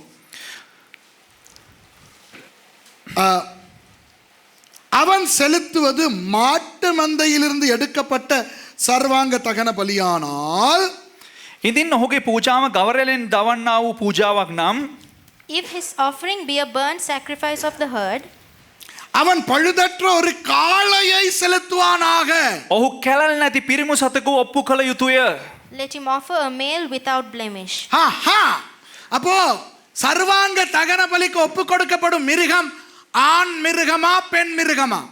එතකොට ඇවිල්ලා මේ දවන පූජාවට ඇවිල්ලා ඔප්පු කරන්නා වූ පූජා කරන්නා වූ ඇවිල්ලා මේ සතා පිරිමි සතෙක්ද ගැහණු සතෙක්ද? So the animal that is to be offered as a burnt sacrifice is a male or female? Male. Okay? ஆண். පිරිමි සතෙක්. பழுதற்ற ஒரு காளையா இருக்க வேண்டும். ඒ පිරිමි සතා ඇවිල්ලා කැලල් නැති එක හොඳ සතෙක් වෙන්න ඕන. A blameless. கை கால் ஊனமா இருக்க முடியாது, නිකන් මේ කකුල් එහෙම ඇද වෙලා තියෙන්න බෑ. கண் ஊனமா இருக்க මේ முடியாது, එක පැත්තක් ඇහක් බොට්ට වෙලා තියෙන්න බෑ. உடம்பிலே சொறி சிரங்கு வந்திருக்க නිකන් கூடாது, මේ ඇඟ හැමතැනම හොරි වගේ තුවාල හැදිලා තියෙන්න බෑ. தோல் வியாதி எதுவும் வந்திருக்க கூடாது. කිසිම ඇවිල්ලා හැමේ රෝගයක් එහෙම තියෙන්න බෑ හරක්ට. உங்களுக்கு தெரியுமா, ඔබලට දන්නවද? முதலாம் நூற்றாண்டிலே வாழ்ந்தார் கிறிஸ்தவர்களை ஏற்றுக்கொள்ளாத ஒரு யூத சரித்திர ஆராய்ச்சியாளர். පළවෙනි ශතවර්ෂය ඇවිල්ලා ජීවත් වුණා ක්‍රිතුණුවන් පිළිගන්නේ නැති වූ ඇවිල්ලා යුදෙව් ඉතිහාසඥයෙක්. அவருடைய பெயர் ஃப்ளேவியஸ் ஜோசிஃபஸ். ඔහුගේ නම ඇවිල්ලා ෆ්ලේවියස් ජෝසිෆස්. அவர் இஸ்ரவேலர்களுடைய சரித்திரத்தை பெரிய புத்தகத்தில் எழுதியிருக்கிறார். என்னுடைய புத்தகத்தை நான் லைப்ரரியில கொடுத்து வைத்திருக்கிறேன். ඔහු ඇවිල්ලා මේ කිතුණුවන්ගේ ඇවිල්ලා ඉතිහාසය වගේම යුදෙව්වන්ගේ ඉතිහාසය ඇවිල්ලා ඔහු ලොකු පොතක ලියලා තිනවා. ඇවිල්ලා ඒක අපේ පුස්තකාලේ තිබෙනවා. அவருடைய அந்த ஆன்டிக்விட்டிஸ் என்ற அந்த அவருடைய அந்த நூலிலே அவர் எழுதியிருக்கிறார். ඒ කියන්නේ ඔහුගේ ඇන්ටිකිටිස් කියනවා වූ ඔහේ පොතේ ග්‍රන්ථයේ ලියලා තිබෙනවා. இயேசு என்ற ஒரு மனுஷன் நாசரேத்திலே இருந்து தோன்றினான். යේසුස් කියනවා වූ මිනිහෙක් ඇවිල්ලා නාසරෙත් වලින් මතු වුණා. அந்த மனுஷன் பின்னாலே ஆயிரக்கணக்கான ஜனங்கள் சென்றார்கள். ඒ මිනිහයා පිටිපස්සේ ඇවිල්ලා දහස් ගණන් සෙනග ගමන් කරා. அந்த மனுஷனுடைய சரீரத்திலே ඒ මිනිහයාගේ ශරීරේ எந்த விதமான தழும்பும் இருக்கவில்லை. කිසියම් වූ පළුද්දක්වත් තිබුණේ නැහැ. அங்கங்களில் ஒரு அங்கவீனம் இருக்கவில்லை. ඔහුගේ ඒ කියන්නේ ශරීරයේ තිබෙනා වූ ඇවිල්ලා කොටස් වල ඇවිල්ලා කිසිම අංග විකල භාවයක් තිබුණේ නැහැ. ஒரு சிவந்த சௌந்தரியமான ஆரோக்கியமான அழகான ஒரு நபராய் அந்த இயேசு காணப்பட்டதாக ஃப்ளேவியஸ் ஜோசிஃபஸ் ඉතා මනරම් වූ ඉතා ලස්සන වූ හොඳ දේහයකින් යුක්ත වූ පරිපූර්ණ පුද්ගලයෙක් බව ඔහු එම ග්‍රන්ථයේ ප්‍රකාශ කළ තිබෙනවා. Flavius Josephus in his tome Antiquities states that the person called Jesus of Nazareth was a blameless a man without any physical blemish, and he was perfect and he was handsome. அப்போ ஆண்டவர் இந்த உலகத்துக்கு மனிதனாய் பிறந்து வரும் பொழுது, එතකොට දෙවියන් වහන්සේ මේ ලෝකෙට මිනිසෙක් ලෙස ඉපදිලා එනකොට ஒரு பழுதற்ற காளையாய் மரிப்பதற்கு வந்தார். කිසිම පළුද්දක් නොමැති වූ එක පිරිමි සතෙක් ලෙස පිරිමි ගවයෙක් ලෙස මැරෙන්න ආවා. So when God came as a man to die for us, he took the form of a man without any blemish to die for us. Okay? கர்த்தருடைய சந்நிதியில் தான் அங்கீகரிக்கப்படும்படி அவன் அதை ஆசரிப்பு கூடார வாசலில் கொண்டு வந்து அது தன் பாவ நிவர்த்திக்கென்று அங்கீகரிக்கும்படி தன் கையை அதன் தலைமேல் வைத்து ස්වාමින් වහන්සේ ඉදිරියේ පිළිගනු ලබන පිණිස ඔහු ඌ සම්මුඛ වීමේ කූඩාරම දොරරගදී ඔප්පු කළ යුතුය. ඔහු තමාගේ අත දවන පූජාව සතාගේ ඉස පිට තබාවා. He shall offer it on his own voluntary at the door of the tabernacle of the congregation before the Lord, and he shall put his hand upon the head of the burnt offering, and it shall be accepted for him to make atonement for him. கர்த்தருடைய சந்நிதியில் அந்த காளையை கொல்ல கடவன். එය ඔහු උදෙසා සමගි කිරීමේට නිසා පිළිගනු ලබන්න. ඒ කියන්නේ ඒ සතාව ඇවිල්ලා ස්වාමින් වහන්සේගේ අභිමුඛත්වයේ මරන්න ඕන. පහේ තියෙනවා. ඔහු ස්වාමින් වහන්සේ ඉදිරියේ ගොනා මැරිය යුතුය. And he shall kill the bullock before the Lord. Okay இதோ உங்களுக்கு ஒரு விஷயத்தை நான் தெரிவிக்க போகிறேன்.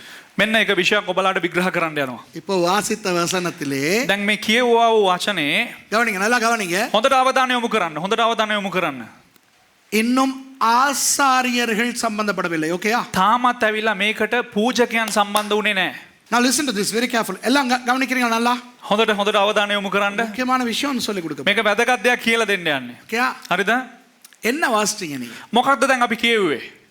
ஒருவன் එක් පුද්ගලයෙක් சர்வாங்க தகன பலியை செலுத்த வேண்டும் என்றால் දවන පූජාව ඔප්පු කරනවා නම් அவன் ஒரு பழுதற்ற காளையை ஆசரிப்பு கூடார வாசலுக்கு கொண்டு வந்து ඔහු කිසිම කැලලක් නැති වූ සත්වයෙක් නැත්තම් ගවයෙක් කූඩාරම් මණ්ඩපේ ඉදිරියට ගෙනල්ලා அவன் கையை அதன் தலையிலே வைக்க கடவுள். ඔහුගේ අත එම සතාගේ හිස මත තැබිය යුතුයි.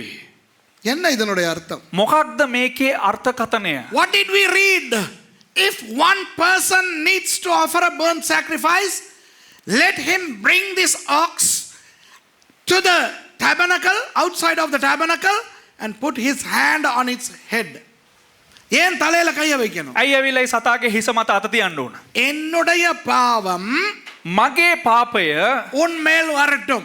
ඒ සතා මතට ගියදෙන් என் பாவம் මගේ පාපය உன் தலை மேல் இறங்கட்டும் උඹේ හිස මතට බැස්සපුදෙන් என்று அவன் அந்த மாட்டின் தலையிலே கையை வைக்க வேண்டும். කියලා ඒ ප්‍රකාශයත් එක්කම ඒ හරකගේ ඔළුව මත අත තියන්න ඕන. இவன் ஆசாரியனா? මෙයා පූජකයෙක්ද? இல்லை. නෑ. ஒருவன்.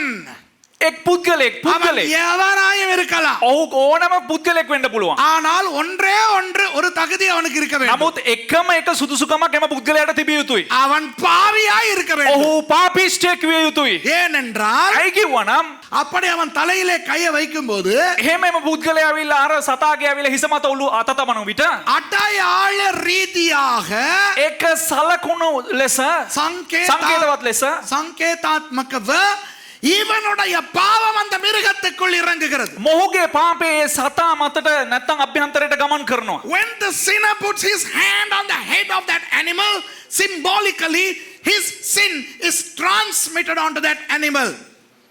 No priest, common man, ஆசாரியன் அல்ல. ඒ කියන්නේ පූජකෙක් නොවේ. சும்மா மனுஷன். නිකන් සාධාරණ මිනිහෙක්. இப்போ දැන් காளை මේ ගවයා கெத்சமனே தோட்டத்திலே இருக்கிறது. ගෙත්සමනේ උයනේ සිටිනවා. Now the ox is at the garden of Gethsemane. அவருடைய பெயர் என்ன? ඔහුගේ නම මොකක්ද? இயேசு. යේසු. And the name of that ox is what? Jesus. அவரை வந்து கைது செய்தது ඔහු ඇවිල්ලා අත්අඩංගුවට ගත්තේ ஆசாரியர்களா சாதாரண மக்களா? නිකන් මේ පූජකයන්ද නැත්නම් සාධාරණ මිනිස්යන්ද? சொல்லுங்க. කියන්න. சாதாரண ஆட்கள். නිකන් ඇවිල්ලා මේ පොදු මිනිස්යන් සාධාරණ මිනිස්යන්. வந்தவன் இயேசுவை பிடித்து என்ன செய்தான்? පැමිණි අය ඇවිල්ලා යේසුස් වහන්සේව අල්ලගෙන කුමක්ද කළේ? இயேசுவின் மேல் கை வைத்தான். යේසුස් වහන්සේගේ මතට අත තිබ්බා. அன்பில் வைத்தானா? ඒ කියන්නේ ප්‍රේමයෙන් අත තිබ්බද? இல்லை. නෑ. அடிக்க வைத்தான். ගහන්න තමයි අත තිබ්බේ. நல்ல எண்ணத்தில் வைத்தானா? යහපත් සිතුවිල්ලෙන් අත තිබ්බද? கெட்ட எண்ணத்தில் வைத்தான். නෑ නරක සිතුවිල්ලෙන් අත තිබ්බේ. இங்க பாருங்க. මේ බලන්න. ஒரு தலையிலே கை வைத்து ரெண்டு வேலை செய்யலாம். හිස මත අත තියලා ඇවිල්ලා කාරණා දෙකක් කරන්න පුළුවන්. ஆசீர்வதிக்கலாம். එකක් ආශිර්වාද කරන්න පුළුවන්. இல்லாவிட்டால் சபிக்கலாம். නැත්තම් ශාප කරන්න පුළුවන්. When you place your hand on the head, you can do two things. Either you can bless or you can curse. இப்போ ஆசரிப்பு கூடாரத்துக்கு கொண்டு வருகிற அந்த மிருகத்தின் மேல் கையை வைக்கிறவன் දැන් සම්මුඛ වීමේ කූඩාරමට අර ගේන්නා වූ සතා මත හිස තබන්න පුද්ගලයා அவன் ஆசீர்வதிக்க வைக்கிறானா சபிக்க வைக்கிறானா? ඔහු ආශිර්වාද කරන්න තබනවද සාප කරන්න තබනවද? சொல்லுங்க. කියන්න. சாபிக்க. ශාප කරන්න. ஏன்? ඇයි? என் பாவம் உன் மேல வரட்டும்னா அது ஆசீர்வாதமா? ඒ කියන්නේ මගේ පාපය මූ මත පැමිණෙන දෙන් කියන එක ආශිර්වාදයක්ද? சொல்லுங்க பாப்போம். කියන්න බලන්න. அந்த காளை மாட்டின் மேல் கையை ஏன் வைக்கிறானாம்? ඇයි ඒ සතාගේ හිස මත අත තියන්නේ? உன் பாவம் அதற்குள்ளே போகட்டும். ඒ කියන්නේ මේ පුද්ගලයාගේ පාපය ඇවිල්ලා ඒ සතා මතට යන්න ඕන. அந்த மிருகம் எப்படிப்பட்ட மிருகமாம்? ඒ සතා කොයි වගේ චරිතයක්ද?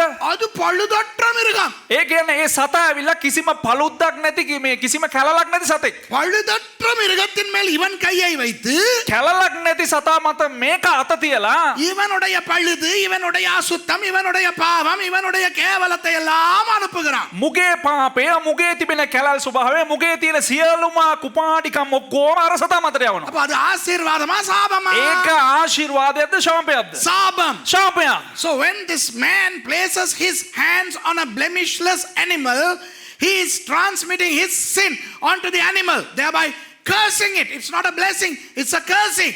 கெத்சமனே தோட்டத்திலே இருந்து ගෙත්සමනේ උයනේ සිට இயேசுவை கைது பண்ணின அத்தனை பேரும் යේසුස් වහන්සේව අත්අඩංගුවට ගත්තේ සියලු දෙනාම இயேசுவின் மேல் கை வைத்தார்கள். ஏன்? යේසුස් වහන්සේගේ මත අත තිබ්බා. ඇයි? தடவுறதுக்கா? අත ගන්නද? நாதா ස්වාමිනී இருட்டா இருக்கிறது, කරුවලයි என் கையை பிடித்துக் கொண்டு வாரும் உம்மை அழைத்துக் கொண்டு போகிறேன். මගේ අත අල්ලගෙන ඉන්න මම ඔබ රැගෙන යන්න. இல்லை. නෑ. Those who placed their hand upon Jesus from the garden of Gethsemane onwards did not touch him to bless him, but to curse him, to beat him, to mock him. அவரை அடித்து அவரை கேவலப்படுத்தத்தான் கை வைத்தார்கள். ඔහුට ගහලා ඇවිල්ලා ඔහුව පහත් කරලා වට්ටන්න තමයි අත තිබ්බේ. தலையில கை வச்சான். எதுக்கு? හිසට අත තිබ්බා කුමක් සඳහාද? அப்படி பிடிச்சு தள்ளிக்கிட்டு போறதுக்கு. එහෙම මේම අත තියලා ඇවිල්ලා තල්ලු කරගෙන යන්න. தோளிலே கை வைத்தான். எதற்கு? උරහිස මත ඇවිල්ලා දෙවුර මත අත තිබ්බා. ඇයි? தள்ளி கொண்டு போவதற்கு. තල්ලු කරගෙන යන්න. அவருடைய உடம்பில் கை வைத்தான். ஏன்? ඔහුගේ ශරීරය මත අත තිබ්බා. ඇයි? அடிப்பதற்கு, ගහන්න.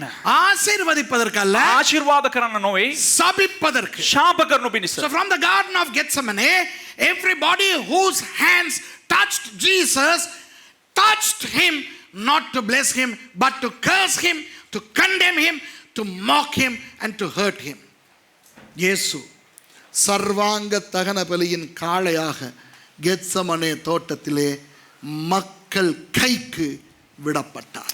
යේසුස් වහන්සේ දමන පූජාවට අයත් වූ ගවයා ලෙස අර ගෙත්සෙමනේ උයනේ ජනතාව අතට පත් වුණා. So Jesus, just like the ox that is given for the burnt offering of people, was given to the people as an ox at the garden of Gethsemane. Okay? அப்பொழுது இந்த ஐந்தாவது வசனத்தை முதல்ல இருந்து வாசிப்போமா? අපි පස්වෙනි පදේ අපි කියමු. Let's read verse 5. Okay, I'll read the whole verse. முழு வசனத்தையும் வாசிக்கிறேன். கர்த்தருடைய சந்நிதியில் அந்த காளையை கொல்லக்கடவன். அப்பொழுது ஆரோனின் குமாரராகிய ஆசாரியர்கள் அதன் இரத்தத்தை எடுத்து அதை ஆசரிப்பு கூடார வாசலில் நிற்கிற பலிபீடத்தின் மேல் சுற்றிலும் தெளிக்க கடவர்கள்.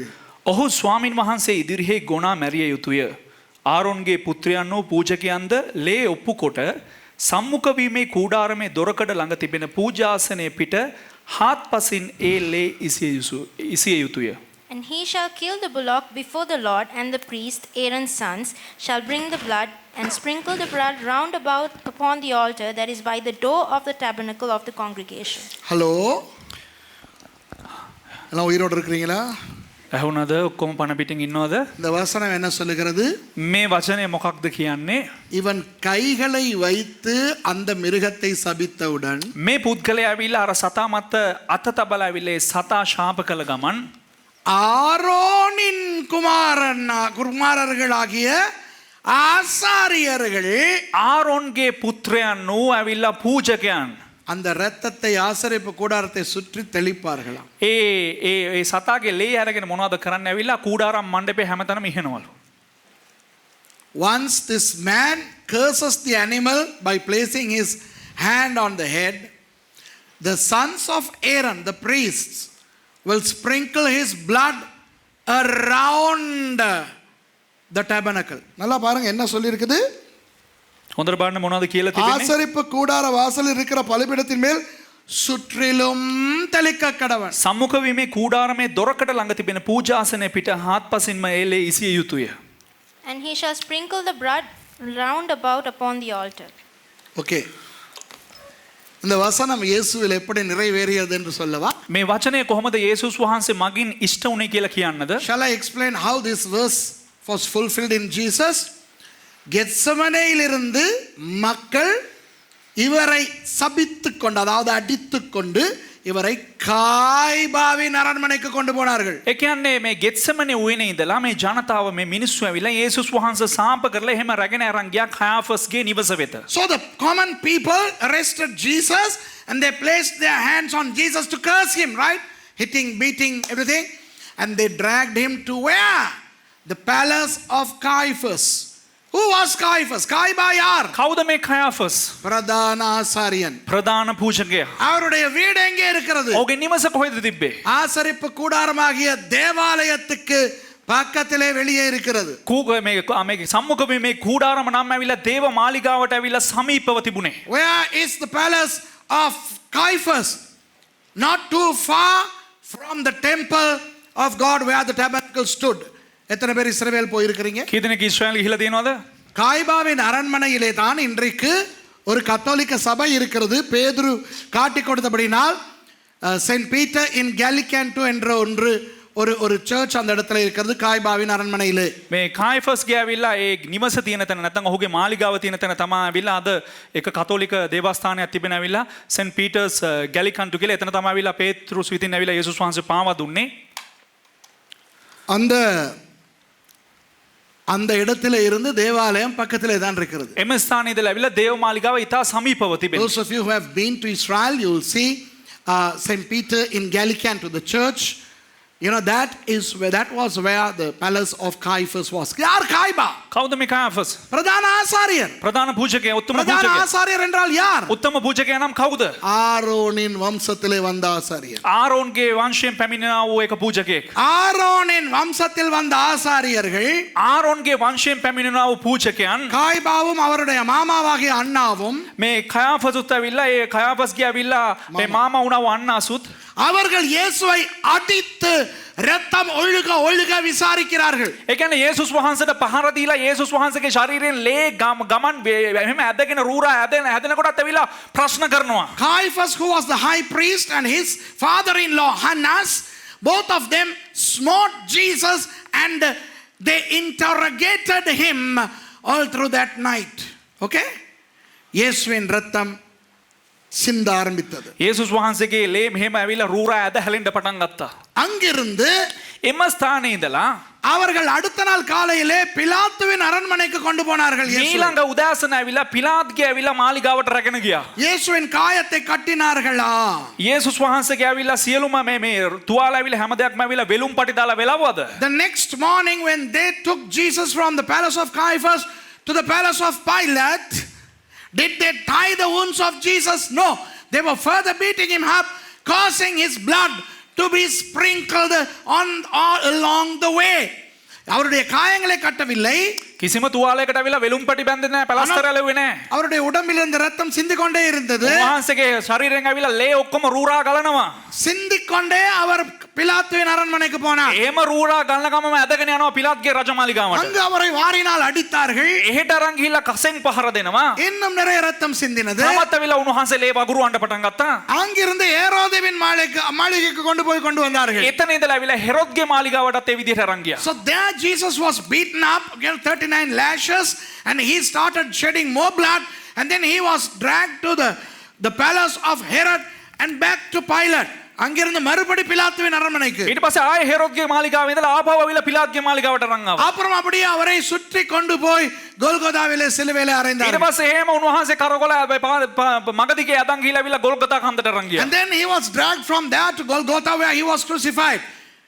நீங்கள் பார்த்தால் ඔබ බැලුවා නම් அவர் காய்பாவின் அரண்மனையிலே இருந்து ඔහු කයාෆස්ගේ මාලිගාවේ ඉඳලා அவர் எங்கு போய் கோல்கோதாவுக்கு போனார் என்று நீங்கள் பார்த்தால் ඔහු කුමන ස්ථානවලට ගිහිලාද අන්තිමේට ගොල්ගොතාවට ගියේ කියලා බැලුවා නම් அந்த ஆசரிப்பு கூடாரத்தை சுற்றி கொண்டு போகப்பட்டிருக்கிறார். ඒ කූඩාරම් මණ්ඩපයේ වටේටම රැගෙන ගිහිල්ලා තියෙනවා. If you really observe according to the map, from the time he was led from the palace of Caiaphas all the way to Golgotha, Jesus had been taken all around the tabernacle. அப்போ அப்படி அவர் கொண்டு போகும் பொழுது එතකොට උන්වහන්සේ එහෙම රැගෙන යන විට அவருடைய ரத்தம் சிந்தி கொண்டே போனது. උන්වහන්සේගේ ලේ හැමතැනම මෙහෙම වැක්කිරෙනවා. His blood was sprinkled, it was shed along the way. அப்போ இந்த மாட்டுக்கு அவர்கள் செய்வது அவர்களை அறியாமலேயே இயேசுவுக்கு செய்தார்கள். එසේනම් ඇවිල්ලා මේ හරකට ඇවිල්ලා මේ කූඩාරම් මණ්ඩපයේ සිද්ධ වෙන දේ ඇවිල්ලා ඔවුන් නොදැන ඇවිල්ලා යේසුස් වහන්සේ තුලින් ඇවිල්ලා ඒ දේ ඉෂ්ට වුණා. ஓகேயா? හරිද? விளங்குதா? තේරුණාද? 6வது வசனம். 6 වෙනි පදේ. பின்பு அவன் அந்த சர்வாங்க தகன பலியை தோலிருத்து அதை சந்து சந்தாக துண்டிக்க கடவன். ඔහු දවන පූජා සතා හැමගසා උගේ කොට්ටාස වලට කැපිය යුතුය. And he shall flay the burnt offering and cut it into his pieces. இயேசுவை என்ன செய்தார்கள் பின்பு? යේසුස් වහන්සේ පසුව මොනවද කරවුවේ? கோல்கோதாவிலே வைத்து அவருடைய தோலை உரிந்ததற்கு சமானமாக அவருடைய முழு உடைகளையும் உரிந்து போட்டார்கள். ඒ කියන්නේ ගොල්ගොතාවේ තියලා ඇවිල්ලා මොනවද කරේ ඇවිල්ලා අර හරියට හැම ගලනවා වගේම ඇවිල්ලා උන්වහන්සේ අඳන් හිටපු වස්ත්‍රයේ සියලු දෙයක්ම ඉරලා දැම්මා. You know, just like removing the skinning, they skinned him off his clothes at Golgotha and then he was crucified. அவரை வாரினால் அடித்தார்கள் தானே. උන්වහන්සේ ඇවිල්ලා කසපාරට ලක් වුණා නේද? பிலாத்துவின் அரண்மனையிலே வாரினால் அடித்தார்கள். පිලාත්ගේ මාලිගාවේදී ඇවිල්ලා උන්වහන්සේට කසෙන් ගැහුවා නේද? அதை குறித்து நான் blood of Jesus இயேசுவின் இரத்தத்தை பற்றி பேசும் பொழுது சொல்லிக் கொடுத்தேன். යේසුස් වහන්සේගේ ලේ ගැන කතා කරනකොට ඒ පිළිබඳව කියලා දුන්නා. அந்த ஒரு சாட்டையை அவர்கள் அடிக்கும் பொழுது ඒ එක කසපහරක් දෙනකොට அதுல இருக்கிற அந்த மூன்று கொக்கிகள் ඒ කසේ අර අග තිබෙන්නා වූ ඇවිල්ලා අර කොකු තුනකින් மூன்று வார்களால் பொருத்தப்பட்டிருக்கும். ඒ කොකු තුන ඇවිල්ලා හැදිලා තියෙන ඇවිල්ලා මේ මෙහෙම වයර් වගේ තුනකින් இப்படி வைத்துத்தான் சாட்டால் அடிப்பார்கள். මේ වගේ තියලා මේ විදිහට තියලා තමයි ඇවිල්ලා පිටිපස්සට කසෙන් ගහන්නේ. அந்த கொக்கி இங்கே மாட்டின பிறகு මේ අර කොකු තුන ඇවිල්ලා මෙහෙම රැඳෙනකොට ගහනකොට அந்த வாரை இழுக்கும் பொழுது නැවත වතාවක් අර ගහලා ඒ කසේ ඇදලා ගන්නකොට சதை துண்டு துண்டாக பிய்ந்து வந்து அப்படியே கீழே விழும். හැම එහෙම ගැලවිලා කැඩිලා ඇවිල්ලා කෑලි කෑලි බිම වැටෙනවා හැම. When the Romans lashed their prisoners, they would have 3 leather straps connected to a hook, an iron hook. And then when they spank, when they lash, these hooks get stuck in the flesh, and when they remove, the flesh is removed. துண்டு துண்டாக வெட்டப்படுவது போல இயேசுவின் சரீரத்தின் துண்டுகள் கீழே வந்து விழுந்தன. කෑලි කෑලි වලට කැපෙනවා වගේ ඇවිල්ලා යේසුස් වහන්සේගේ හැම කෑලි ගැලවිලා කැඩිලා ඔක්කොම බිම වැටෙන්න පටන් ගත්තා. Just like cutting into pieces, Jesus's flesh was removed into pieces. ஆணி அறையும் பொழுது எப்படி அறைந்தார்கள் சொல்லவா? ඇන ගහනකොට කොහොමද තනද ඇන ගැහුවේ? இந்த இடத்திலே ஆணி அறைவார்கள். මෙම ස්ථානයේ ඇන ගහනවා. இந்த இடத்திலே ஒரு நரம்பு இருக்கிறது. මෙම ස්ථානයේ එක නහරයක් තිබෙනවා. அந்த நரம்புக்கு ஆணி பட்டால் මේ නහරයට ඇනයක් වැදුනා නම් முழு நரம்பு மண்டலத்துக்கும் அது பயங்கர வலியை கொடுக்கும். அந்த வலி நிற்காது. මුළු නහර මේ නහරයට ඇවිල්ලා ඒ ඇනේ වැදුනා නම් ශරීරයේ තිබෙනා මුළු නහරවලටම ඇවිල්ලා වේදනාව ගෙනත් දෙනවා. ඒ වේදනාව නවතින්නේ නැහැ. When they crucify, when they nail through here, there is a nerve, and if the nail touches the nerve, the excruciating pain does not come down until the person dies. அந்த ஆள் சாகிற வரைக்கும் அந்த வலி குறையாது. ඒ පුද්ගලයා ඇවිල්ලා මැරෙනකන් ඇවිල්ලා ඒ වේදනාව අඩු වෙන්නේ නැහැ. இந்த இடத்துல ஆணியை அடிக்கும் பொழுது මේ ස්ථානයේ ඇනේ ගහනකොට அந்த ஆணி உள்ள போய் போய் போய் ඒ ඇනේ ඇතුළට ගිහිල්ලා அடுத்த பக்கத்தாலே வந்து அந்த பலகைக்குள் போகும் பொழுது අනිත් පැත්තෙන් ඇවිල්ලා ඒ අර තියෙන ඇවිල්ලා දඬු කඩට යනකොට இவ்வளவு அகலத்துக்கு இருக்கிற அந்த சதை ඒ කියන්නේ මෙතරම් මහතට තිබෙනා වූ ඒ හැම නැත්තම් චර්මය ரெண்டு பக்கம் பிரியாது. දෙපැත්තට වෙන් වෙන්නේ නැහැ. தள்ளுப்பட்டு சதை வெளியே பிய்ந்து ஆணியோடு அந்த ඒ மரத்துக்கு කියන්නේ මේ පැත්තෙන් ඇනිලා එහා පැත්තෙන් ඇනේ එනකොට අර හැම තල්ලු කරගෙන කඩාගෙන තමයි එන්නේ. when they nail onto the wrist, you know, the flesh doesn't come out or the nail doesn't penetrate through, but it removes the flesh and takes along the nail to the wood. அதாவது එනම් இந்த இடத்துல இருக்கிற அந்த மாமிசம் ඒ කියන්නේ මෙම ස්ථානයේ තිබෙනා වූ ඒ මාංශ පේශි නැත්තම් මස් துண்டாக பீந்து போய் හැම දෙයක්ම කඩාගෙන එළියට ගිහිල්ලා அந்த மரத்தோடு அறையப்படும். ඒ අර කඳත් එක්ක නැත්තම් අර ගහත් එක්ක එහෙමම ඇවිල්ලා සම්බන්ධ වෙනවා. ரெண்டு கைக்கும் அப்படிதான் செய்வார். අත් දෙකටම එහෙම තමයි උනේ. விளங்குதா உங்களுக்கு? இந்த இடத்துல அறையிறது கிடையாது. මේ ස්ථානේ ගහන්නේ නැහැ. இந்த இடத்துல தான் அறைவார். මේ ස්ථානේ තමයි එහෙම වැදුනේ. அவ்வளவு ஒரு வலி வலிக்கும். ඒ කියන්නේ එතරම් වේදනාවක් එනවා. An excruciating pain. You know the English word excruciation comes from cross. The pain that one experiences on the cross. That's the meaning of excruciating pain. Okay? அப்புறம் காலுக்கு அவர்கள் ஆணி அறையும் பொழுது ඊට පස්සේ කකුල් වලට එන ගහනකොට වුන් இந்த இடத்துல அடிப்பாங்க. இந்த இடம். ඒ කියන්නේ මෙතනට ගහන්නේ. இங்க இல்ல. පල්ලෙහාට නෙවෙයි. விளங்குதா? තේරුණාද? இங்க. හරියට කකුලේ මෙන්න මේ ස්ථානෙට ගහන්නේ. இந்த இடத்துல ஆணி அடிக்கும் போது එම තැනට ඇවිල්ලා එන ගහනකොට அது இங்க இருந்து இந்த இது வழியால ඒ කියන්නේ මෙතන ඉඳලා ඇවිල්ලා විලුඹ දක්වා ඇවිල්ලා එනේ එනවා. நிறைய பேருக்கு இந்த சங்கதி தெரியாது. බොහෝ අයට මේ දේ දන්නේ නැහැ. நிறைய பேர் நினைப்பது බොහෝ අය හිතන්නේ இப்படி காலை இப்படி வச்சு නිකන් මෙහෙම කකුල් දෙක මෙහෙම තියලා இந்த கால்ல இந்த இடத்துல அடிச்சாங்க. ඒ කියන්නේ කකුලේ මෙතනට ගැහුවා කියලා. zoom කරලා පෙන්නන්න තමයි මෙතන ගහනවා. Some people they think they crucify, they nail over here. No, they have to nail here. அந்த ஆணியினுடைய சைஸ், එතකොට ඇනේ ඇවිල්ලා මේ සයිස් එක නැත්තම් කොච්චර විශාලද කියලා. அதனுடைய தொங்கலே என்னுடைய பெரு விரல் அளவுக்கு இருக்கும். ඒ කියන්නේ ඒ ඇනේ කොන ඇවිල්ලා අර තුඩ තියෙන තැන ඇවිල්ලා මේ අපේ ඇවිල්ලා මහපට ඇඟිල්ල වගේ වෙයි. அந்த காலுக்கு அடிக்கிற ஆணியினுடைய நீளம் 1.5 அடி.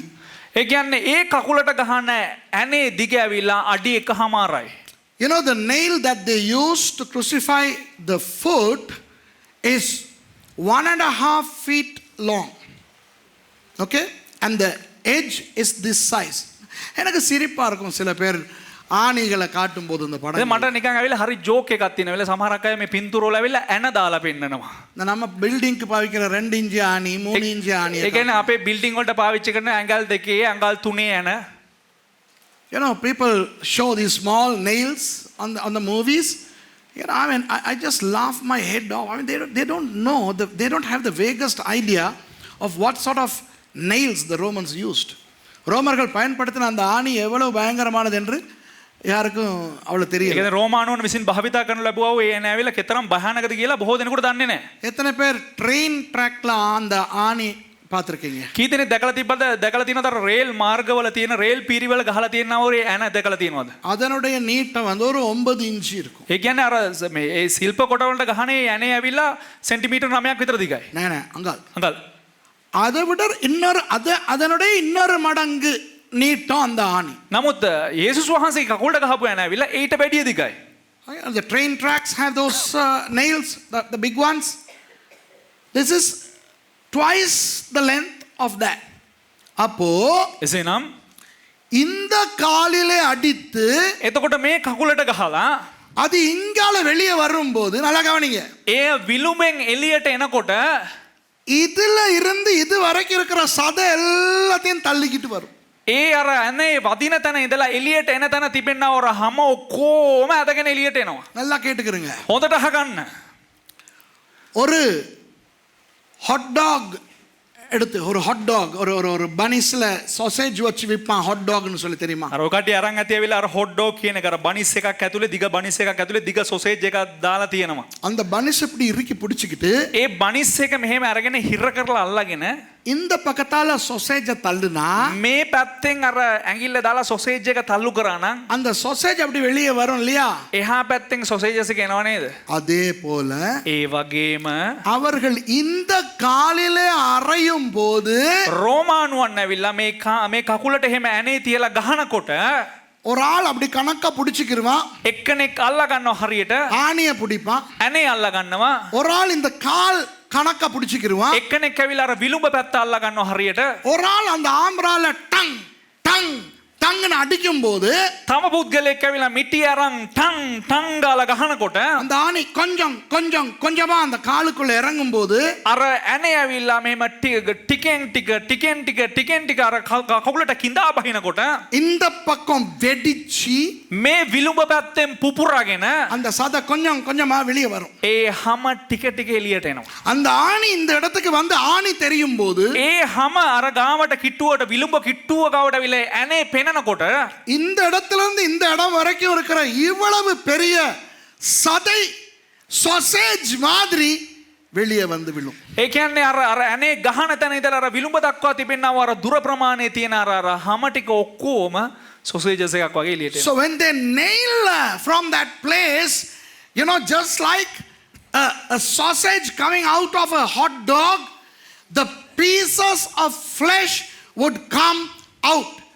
அதுக்கு பிறகு அந்த காலை எடுத்து இந்த கால்ல இப்படி வச்சி ඊට පස්සේ ඒ කකුල අරගෙන ඇවිල්ලා එහෙම මේ කකුලේ තියලා தொடர்ந்து இதுல அடிக்கும் போது அது இதுக்கும் நடக்கும். ඊට පස්සේ දීර්ඝව මේ වගේ ගහනකොට ඒ කකුලටත් එහෙම සිද්ධ වෙනවා. அப்ப யோசிங்க, இங்கனால போற ஆணி එතකොට හිතන්න මෙහෙන් අර යන ඇනේ இதால வெளியே வந்து මෙහෙම විලුඹෙන් එළියට ඇවිල්ලා இந்த காலுக்குள்ள போய் අනිත් කකුල ඇතුළට ගිහිල්ලා இதால வெளியே வந்து ඒ කකුලේ විලුඹෙන් එනකොට அதுதான் போயிட்டு அந்த சிலுவைக்குள்ள ஜாயின் ஆகும். ඒ තමයි අර කුරුස ලී ඇවිල්ලට ලීයට සම්බන්ධ වෙන්නේ.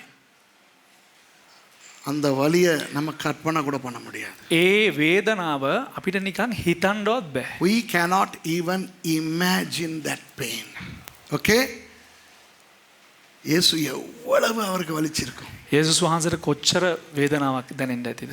நம்ம இந்த சும்மா பல்லு புடுங்க போற போது අපි පොඩ්ඩක් නිකන් මේ දත් ගලවන්න යනකොට அவங்க அந்த சுத்தம் பண்ணும்போது இருந்த வாக்குல ஒரு வலி வலிக்கும். අර දත පොඩ්ඩක් ඇතුලේ දාලා කරකවනකොට පොඩ්ඩක් වේදනාවක් එනවා. அதுக்கு எவ்வளவு பயம் சில பேர். ඒකට කොච්චර බයයිද ஒரு සමහර අය. இன்ஜெக்ஷன் அடிக்கும் போது அந்த ஊசியை பார்க்கும்போது எவ்வளவு. සමහර අයට ඉන්ජෙක්ෂන් ගහනකොට අර ඉන්ජෙක්ෂන් එක දකින්නකොටම බය වෙනවා සමහර අය. Some people, they are so paranoid when they see an injection.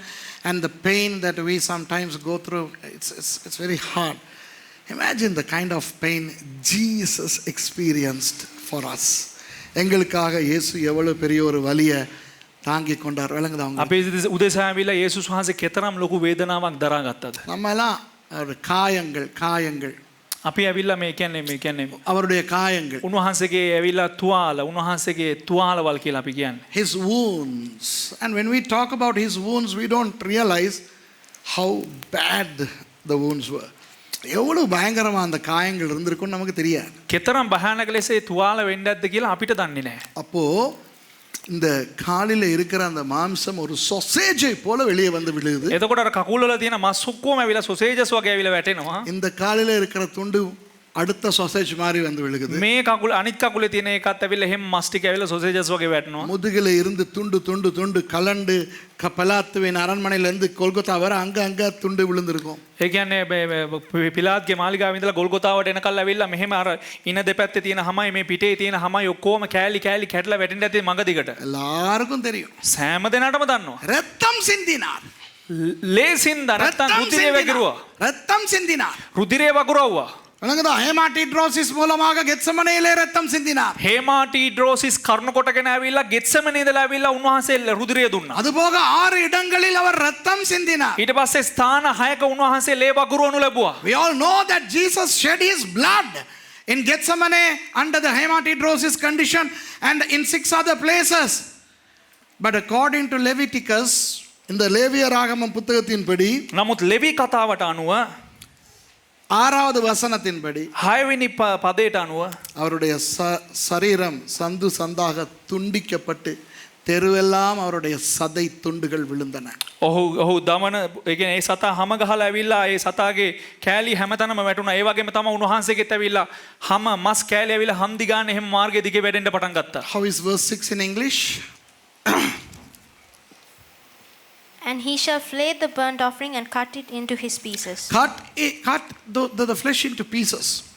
Jesus' flesh was made to pieces in the crucifixion scenario. இயேசுனுடைய சரீரம் යේසුස් වහන්සේගේ ශරීරය துண்டிக்கப்பட்டது. ඒවා කෑලි වලට කැඩුනා, වෙන් වුණා. நரம்புகள் துண்டிக்கப்பட்டன. අර නහර ඔක්කොම කැඩුනා, වෙන් වුණා. நாடி நாளம் எல்லாம் துண்டிக்கப்பட்டது. ඒ අර රුධිර නාලිකාවේ සියලු දෙයක්ම කැඩිලා පුපුරලා ගියා. அவருடைய சதை துண்டுகள் எல்லா இடமும் சிதறி கிடந்தன. උන්වහන්සේගේ ඇවිල්ලා හැම කෑලි හැම තැනම විසිරලා ගිහිල්ලා තිබ්බා. அவரை பார்ப்பதற்கு ஒரு உழப்பட்ட வயலை போல இருந்தார். ඒ කියන්නේ උන්වහන්සේ බලනකොට නිකන් විකෘති වෙච්ච නිකන් අමුතුම පුද්ගලෙක් වගේ සිටියේ. හාපු කුඹුරක් වගේ උන්වහන්සේගේ පිට තිබුණේ.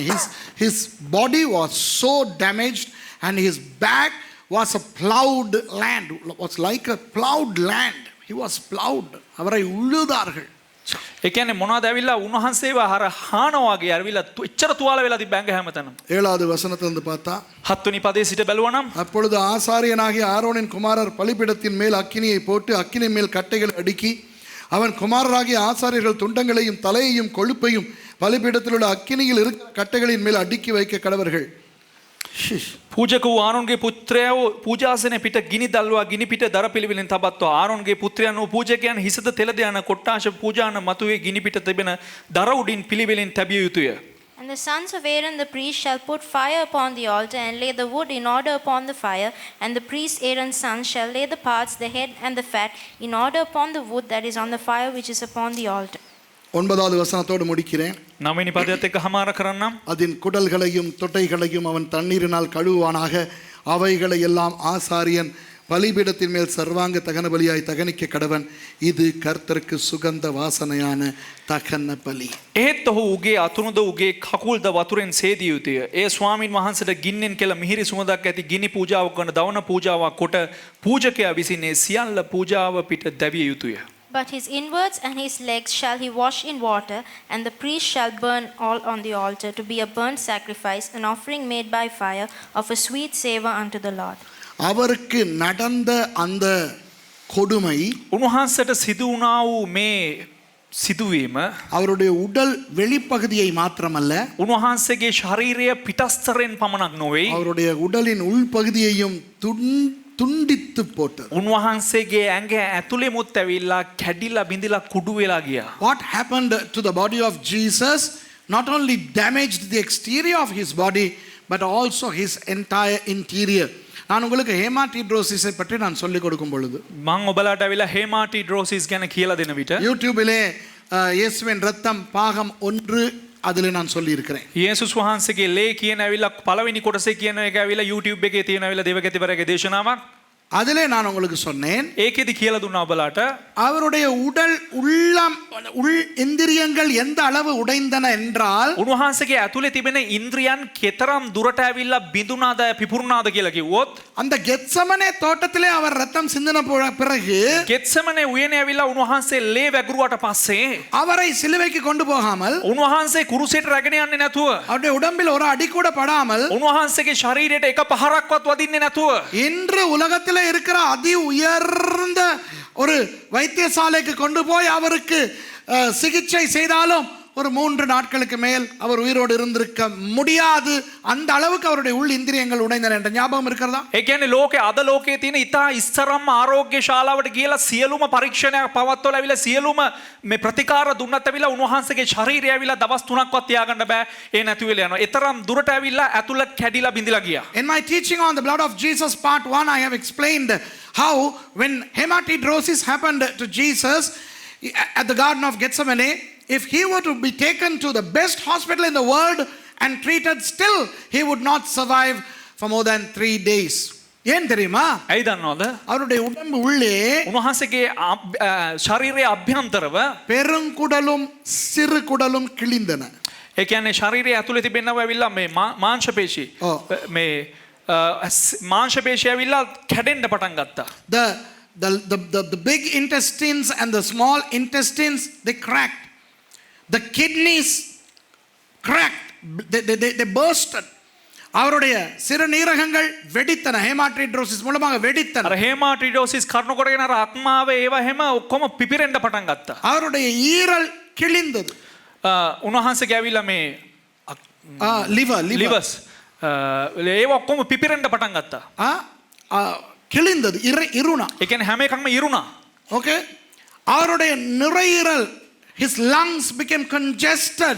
ஓகே. அவருடைய நுரையீரல் வந்து திரவங்களால் நிறைய ஆரம்பித்தது. ඒ කියන්නේ උන්වහන්සේගේ පෙනහළු ඇවිල්ලා මේ පිරෙන්නේ නැතුව හැකිලෙන්න පටන් ගත්තා. அவருடைய 2 சோனையறையும், இருதயத்தின் சோனையறையும் 2 இதய அறையும் கிழிந்து ரத்தம் வெளியே வர ஆரம்பித்தது. උන්වහන්සේගේ හෘද වස්තුවේ හෘදයේ තිබෙන මේ ද්විතුණ්ඩ කපාට කියන දේවල් ඇවිල්ලා එහෙම පිපිරිලා ඒ වගේ ලේ ගම එළියට එන්න පටන් ගත්තා. The walls of his heart were cracked. Okay. இப்போ தயவு செய்து இந்த நிகழ்ச்சியை பார்க்கிற யாராவது කරුණාකරලා මේ වැඩසටහන බලන අය இந்த சுரேஷ் கதை விடுறான்னு நினைக்காதீங்க. නිකන් මේ සුරේෂ් කතා දානවා කියලා හිතන්න එපා. නෑ බුරු කතා ගොතනවා කියලා හිතන්න එපා. Okay, now those of you who are watching my program, don't think that I am fabricating these stories. These are medically proven facts of what happened to Jesus. இந்த வைத்திய முறையிலே அவருடைய உடம்பில் என்ன நடந்தது என்று நிரூபிக்கப்பட்ட விடயங்களை தான் நான் உங்களுக்கு சொல்லிக் கொண்டேன். දැන් මේ කියලා දෙන සෑම දෙයක්ම ඇවිල්ලා වෛද්‍ය විද්‍යාව අනුව ඔප්පු වෙච්ච දේවල් තමයි කියලා දෙන්නේ. ஆகவே அவருடைய உள் வெளி எல்லாம் ஒரு மிருகம் துண்டிக்கப்படுவதற்கு சமானமாக துண்டிக்கப்பட்டது. ඒ වගේම උන්වහන්සේගේ මොනවද උනේ? උන්වහන්සේගේ ශරීරයේ මොනවද උනේ? අභ්‍යන්තරවත් පිටස්තරවත් ඇවිල්ලා කෑලි වලට කැඩිලා බිඳිලා ගියා. அவர் சிலுவையிலே அவருடைய உடம்பு எவ்வளவு எரிந்திருக்கும் தெரியுமா? ඒ කියන්නේ කුරුසයට යන විට ඒ ශරීරයට කුමන දෙයක් අත් වේලා ඇවිද කොච්චර දැවෙන්නේ නැද්ද? The burning sensation, the reason why they crucify, they nail here, is for the burning sensation. When they nail here, the entire body will go through a burning sensation, unstoppable burning sensation. இந்த இடத்துல அந்த ஆணியால் அடிக்கும்போது இந்த பக்கத்தாலே வரும்போது ඒ කියන්නේ මේ අත් දෙකේ මේ ස්ථාන දෙකට ඇවිල්ලා ඇනෙන් ගහනකොට ඇන එළියට එන අවස්ථාවේදී உடம்பு அப்படியே நெருப்பு பிடிக்கிற மாதிரி எரியிற மாதிரி ஒரு உணர்வு. ශරීරයට ඇතිවෙනා වූ ගති ලක්ෂණ වන්නේ ශරීරය නිකන් දැවෙනවා කින්දරක ඉන්නවා හා සමානව වේදනාවක්. அவர் அந்த தாகமாய் இருக்கிறேன் என்று சொன்னார் தானே. එතකොට උන්වහන්සේ කිව්වනේ මම පිපාසයෙන් සිටිනවා කියලා. நம்மாக்கள் நினைக்கிறது அவர் தொங்கிக்கிட்டு ஆத்தும தாகத்துல நான் தாகமாய் இருக்கிறேன். අපේ බොහෝ දෙනෙක් හිතන් ඉන්නේ ඇවිල්ලා උන්වහන්සේ එම කුරුසියේ එල්ලලා ඇවිල්ලා මේ කියන්නේ පිපාසයෙන් ඉන්නවා කියලා කිව්ව මම ආත්ම පිපාසයෙන් ඉන්නවා කියලා. நான் உன்னை நினைத்து தாகமாய் இருக்கிறேன். ඒ කියන්නේ මම නුඹ නිසා මම නුඹ ගැන පිපාසයෙන් ඉන්නවා කියලා. அதெல்லாம் ஒண்ணும் கிடையாது. එහෙම එකක් නැහැ. அந்த எரியிற அந்த நிலைமைக்கு கொஞ்சம் தண்ணி கிடைச்சா நல்லா இருக்குமேன்னு எல்லாம் வறண்டு போய் தான் அவர் தாகமா இருக்கிறேன். ඒ කියන්නේ උන්වහන්සේ අර කුරුසියේ ඉන්නකොට ඇවිල්ලා මේ අර පිපාසයේ ගතිය ඇති වෙන්න හේතුව ඇතුලෙන් ඔක්කොම දැවෙන නිසා වේලිලා ගිය ස්වභාවයක් උන්වහන්සේට දැනෙන්න පටන් ගත්තා. Because he was going through that burning sensation, he wanted water to quench it, to satisfy a little bit. So that is why he said, I am thirsty. Not for thirsty for souls and things like that. இதை ஏன் உங்களுக்கு சொல்லுகிறேன் என்றால், ඇයි මේ දේ ඔයාලට කියන්න කිව්වොත් சர்வாங்க தகன பலியின் காளையாக இயேசு மரித்தார். දවන පූජාවේ ඒ ගවයා ලෙස යේසුස් වහන්සේ මැරුණා. Jesus died as the burnt offering ox. Okay? இது முழு உலகத்தின் பாவங்களுக்காக. මේක ලෝකයේ සියලුම දෙනාගේ පාපයන් උදෙසා. பாத்தீங்களா, பிரதான ஆசாரியர்கள் இவரை அடிக்கிறாங்க, இவரை துண்டிக்கிறாங்க. බැලුවද ඇවිල්ලා ප්‍රධාන පූජකයන් ඇවිල්ලා මොහුට ගහනවා, ඇවිල්ලා මොහුව කෑලි වලට කරනවා. மக்கள் எல்லாரும் அவரை சபிக்கிறாங்க. සියලු දෙනාම සියලු මනුෂ්‍යයන් ඇවිල්ලා ඔහුව ශාප කරනවා. அப்போ இயேசுவினுடைய அந்த பலி இலாஸ்மோஸ், එතකොට යේසුස් වහන්සේගේ පූජාව හිලාස්මොස් சர்வாங்க தகன பலியும் தான். දවන පූජාවක් තමයි. So according to what we have learned today, Jesus' sacrifice, ilasmos, the propitiation, is also the burnt offering. இப்போ உங்களுக்கு நான் பிரசங்கம்னால இப்படி சொல்றேன். දැන් මම ඔයාලට දේශනාවක් නිසා මෙහෙම කියනවා. நல்ல இறையியல் தெரிஞ்ச அறிஞர்களை உட்கார வச்சு ஒரு லெக்சர் மாதிரி நான் கொடுக்கறதா இருந்தா எவ்வளவோ விஷயங்கள் இங்கே சொல்லாததெல்லாம் நான் சொல்லி கொடுக்கலாம். හොඳට දේව ධර්මය දන්න, හොඳට දේව ධර්මය පිළිබඳව ඉගෙන ගත්ත අය මෙතන ස්ථානයේ හිටියලා තිබුණා. මම මේට වැඩිය මම විස්තරානුකූලව වුන්ට මේ දේ වටහා දෙනවා. This is a sermon to the common believer. That's why I have to limit my words. But if I have a group of theologians with who I could discuss this, I have a lot to explicate in relation to comparison of the burnt offering to Jesus's hilasmos, the propitiation. Okay? சரி, இப்போதைக்கு நாங்கள் என்ன செய்ய போகிறோம்? දැන් අපි මොනවද කරන්න යන්නේ? ஆண்டவரே, දෙවියන් වහන්සේ எனக்காக මා උදෙසා சர்வாங்க தகன பலியாக நீங்கள் மரித்திருக்கிறீர்கள். ඔබ වහන්සේ මුළු ඇවිල්ලා දවන පූජාවක් ලෙස මා උදෙසා මැරුණා. இவ்வளவு கஷ்டப்பட்டதானா நீங்க எனக்காக மரிச்சீங்க? මෙතරම් උන්වහන්සේ ඔබ වහන්සේ දුක් විඳලාද මා උදෙසා මැරුණේ? இந்த உங்களோடயா நான் விளையாடிக்கிட்டு இருக்கிறேன். මේ ඔබ වහන්සේත් එක්කද මම තාමත් සෙල්ලම් කරගෙන ඉන්නේ. சொல்லுவோம் நாங்க, அப்பா அம்மார் அம்மா அம்மார் பிள்ளைங்க கிட்ட சொல்லுவாங்க, අපේ දෙමාපියන් ඇවිල්ලා අම්මලා තාත්තලා ඇවිල්ලා ළමයිට කියනවා, அடே கஷ்டப்பட்டு சம்பாரிச்ச பணத்தை வீணாக்காதடா. අනේ පුතේ වහන්සේගෙන් හම්බ කරපු දේ විනාශ කරන්න එපා. அவ்வளவுதா, கஷ்டப்பட்டு சம்பாரிச்சதை வீணாக்காதடான்னு சொல்லுவோம். බොහෝ අමාරුවෙන් හම්බ කරපු දේ විනාශ කරන්න එපා කියලා කියනවා. இயேசு எவ்வளவு கஷ்டப்பட்டு நம்மள சம்பாரிச்சிருக்காரு. යේසුස් වහන්සේ කොතරම් ඇවිල්ලා මහන්සි වෙලාද අපිව හම්බ කරලා තියෙන්නේ. அவர்கிட்ட எவ்வளவு கேம் கேக்குறோம் நாங்க. උන්වහන්සේගෙන් ඇවිල්ලා අපි කොතරම් දේවල් අපිට උන්වහන්සේට අපි කියනවාද? ஜெபத்துக்கு பதில் வரலன்னா, එක යාඥාවට පිළිතුරක් ආවේ නැත්නම්, நமக்கு தேவையான நேரத்துல அந்த பணம் நமக்கு கிடைக்கல, අපිට අවශ්‍ය වෙලාවට ඒ මුදල් අපිට ආවේ නැත්නම්, நமக்கு தேவையான நேரம் அந்த விசா எங்களுக்கு கிடைக்கல, கிடைக்கல අපිට අවශ්‍ය වෙලාවට ඒ වීසා එක ආවේ නැත්නම් நமக்கு வேண்டியவ அல்லது அந்த வேண்டியவன் எங்களுக்கு ஐ லவ் யூ சொல்லலைன்னா අපිට ඕන එක්කන නැත්නම් ඕන එකී ඇවිල්ලා අපිට I love you කිව්වේ නැත්නම් காலத்துக்கு என் பிள்ளைக்கு கல்யாணம் நடக்கலைன்னா මට කාලාන්තරයක් තිස්සේ මගේ දරුවට ඇවිල්ලා විවාහයක් සිද්ධ වුණේ නැත්නම් நான் விரும்புற ஸ்கூல் என் பிள்ளைக்கு கிடைக்கலன்னா මම කැමති පාසල ඇවිල්ලා මගේ දරුවට හම්බ වුණේ නැත්නම් நான் எதிர்பார்க்கிற வேலை எனக்கு கிடைக்கலன்னா මම බලාපොරොත්තු වෙනා වෙලාව රක්ෂාව මට හම්බුනේ නැත්නම් இவ்வளவு கஷ்டப்பட்டு எங்களை சம்பாதிச்ச இயேசுவுக்கு என்ன தெரியுமா செய்யறோம் මෙතරම් ඇවිල්ලා මහන්සියෙන් හම්බ කරපු යේසුස් වහන්සේට අපි මොනවද දන්නවද කරන්නේ எனக்கு ஜெபிக்கவே மனம் வர மாட்டேன் මට යාඥා කරන්නම සිතුවිල්ලක් එන්නේ නැහැ எனக்கு பைபிள் வாசிக்கவே මට බයිබලේ කියවන්නම හිතෙන්නේ නැහැ லேடிஸ் மீட்டிங் போறதுக்கே எனக்கு මට කාන්තා රැස්වීමට යන්න ඕනේ නැහැ சர்ச்சுக்கு போறதுக்கே මට எனக்கு සභාවට යන්න ඕනේ නැහැ சர்ச்சுக்கு போறதுக்கு மனம் வர மாட்டேங்குது සභාවට යන්න හිතක් එන්නෙම නැහැ எனக்கு அப்படி கண்ணபடி ஆராதிக்கிறதுக்கு மனம் வர மாட்டேங்குது අයියෝ මට නමස්කාර කරන්න මට හිතක් එන්නේ නැහැ 3 நாளா ஜெபிக்கவே இல்ல வேதனை දවස් 3ක් යාඥා කරෙම නැහැ වේදනාව புதன்கிழமை எனக்கு கிடைச்சிருக்கணும் புதன்கிழமை எனக்கு கிடைச்சிருக்கணும் මට ඇවිල්ලා බදාද හම්බෙන්න ඕන எவ்வளவு ஜெபிச்சேன் කොච්චර යාඥා කරාද ஆண்டவருக்கு இந்த பிரச்சனை தெரியாதா දෙවියන් වහන්සේ මගේ ප්‍රශ්නේ දන්නේ නැද්ද எனக்கு கிடைக்கல හම්බුන්නේ இவ்வளவு கஷ்டப்பட்டு எங்களை சம்பாதிச்சார் இயேசு මෙච්චර උන්වහන්සේ දුක් විඳලා අපිව හම්බ කරගත්තා ஒரு கில்லுனாலே நமக்கு எரிச்சல் வந்துருது පොඩ්ඩක් කුණිත්තව නම් අපිට දරා ගන්න விளையாட்டுக்கு கில்லும் போது வலிச்சுட்டா எங்க ஜோக் வேணாம் சரியா මේ සෙල්ලමට ඇවිල්ලා මෙහෙම කුණිත්තන මේ සෙල්ලම් ගන්න එපා හරිද அப்படி வலிய தாங்க முடியாது நம்ம කියලා හැම වේදනාව දරා ගන්න බෑ අපිට நமக்காக எவ்வளவு யோசிச்சு பாருங்க இந்த கால்ல உள்ள அந்த சொசேஜ் அளவு துண்டு வெளியே அந்த ஆணியால தள்ளப்பட்டுட்டு வரும்போது அவருக்கு எவ்வளவு ஒரு வலி வளைச்சிருக்கு හිතලා බලන්න ඇවිල්ලා උන්වහන්සේට රැනේ ගහලාම ඇවිල්ලා අර කකුලේ ඇතුලේ ඉඳලා අච්චර මස්තෝගයක් එළියට එනකොට ඇවිල්ලා කෙතරම් වේදනාවක් උන්වහන්සේට තියෙන්න ඇද්ද imagine the pain Jesus would have gone through to redeem us for us. But what do we do today? Just because of some peripheral small things, we are upset with God. I will not go to church. I will not give my tithes. I will not go for meeting. I don't feel like praying. I don't feel like reading the word. நான் மட்டும் ஆண்டோட செக்ரட்டரியா இருந்தா මම විතරක් දෙවියන් වහන්සේගේ ලේකම් වෙලා හිටියනම් நிறைய பேரை உயிரோடே வைக்க மாட்டேன் ඒ කියන්නේ බොහෝ අය ඇවිල්ලා ජීවිතවම සිටින්න නැතුවේ அவ்வளவு எரிச்சல் ඒ வருது කියන්නේ එච්චර එපාවීමක් එනවා அவருக்கு எவ்வளவு வரும் எரிச்சல் උන්වහන්සේට කොච්චර එපාවීමක් එනවා ඇද්ද இவ்வளவு கஷ்டப்பட்ட உடனே நான் சம்பாரிச்சு ரட்சிப்பு கொடுத்து வச்சிருக்கிறேன் අයියෝ මෙච්චර මම මහන්සි වෙලා ඇවිල්ලා දුකෙන් ඇවිල්ලා මම ඇවිල්ලා මං දුක් විඳලා ඇවිල්ලා උඹව හම්බ කරලා ඇවිල්ලා ඔබට ගැලවීම ලබලා දීලා තියෙනවා புதன்கிழமை நீ காரை நிப்பாட்டுறதுக்கு பார்க்கிங் கொடுக்கலன்ட்டு நீ கேம் கேட்கிற எனக்கு බදාද ඇවිල්ලා උඹගේ කාර් එක නවත්තන්න උඹට පාකින් හම්බුනේ නැහැ කියලා උඹ මගෙත් එක්ක ගේම ඉල්ලනවා ஆமாவா இல்லையா නවුද නැද්ද ரொம்ப நேரம் டிராஃபிக்ல நிப்போம் බොහෝ වෙලාවක් ඉන්න ට්‍රැෆික් එකේ ஆண்டவரே இதை கிளியர் பண்ணும்னா ස්වාමීනි මේක මේ ට්‍රැෆික් එක අයින් කරන්න ස්වාමීනි அல்லது கிளியர் பண்ணி தரோம்னா ස්වාමීන් වහන්සේ මේක ඔක්කොම ඉවත් කරලා දෙන්න මේ වාහන ටික அது ஆகுது இல்ல ඒක වෙන්නේ නැහැ என்ன ஆண்டவரே இவ்வளவு கேக்குறேன் මොනවද ස්වාමීනි මෙච්චර අහනවා இவர் ஆண்டவர் வந்து டிராஃபிக் கிளியர் பண்ணலையா ඒ කියන්නේ இவருக்கு මෙයා දෙවියන් වහන්සේලා ට්‍රැෆික් එක ඔක්කොම ක්ලියර් කරලා දෙන්නලු சில நேரம் யோசிச்சு பாருங்க සමහරක් වෙලාවට හිතලා බලන්න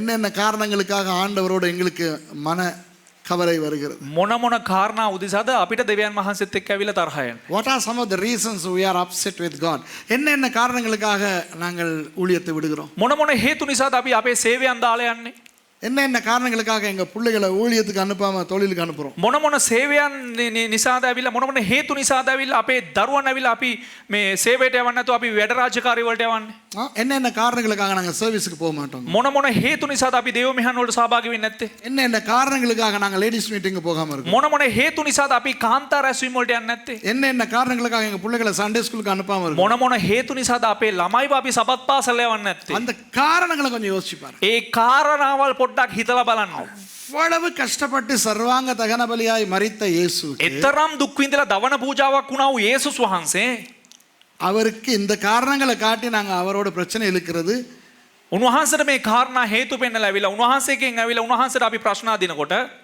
நல்லதா හොඳයිද எல்லாரும் கண்ணை முடிக்கிறீங்க ஜெபிக்காதீங்க கண்ணை முடிக்கிட்டு தலையை குனிங்க සෑම දෙනාම ඇවිල්ලා දැස් වසාගෙන සියලු දෙනාම ඇවිල්ලා හිස නමා ගන්න நேரடியாக பார்த்து கொண்டிருக்கிறவர்கள் සජීවීව බලන අය நீங்களும் இருக்கின்ற இடத்திலே நீங்கள் உங்கள் கண்களை மூடிக்கொள்ளுங்கள் ඔබත් ඔබ ඉන්නා වූ ස්ථානයේ ඇවිල්ලා ඔබ දැස් වසා ගන්න நான் ஒரு கேள்வி கேட்கிறேன் මම එක ප්‍රශ්නයක් අහන්න යනවා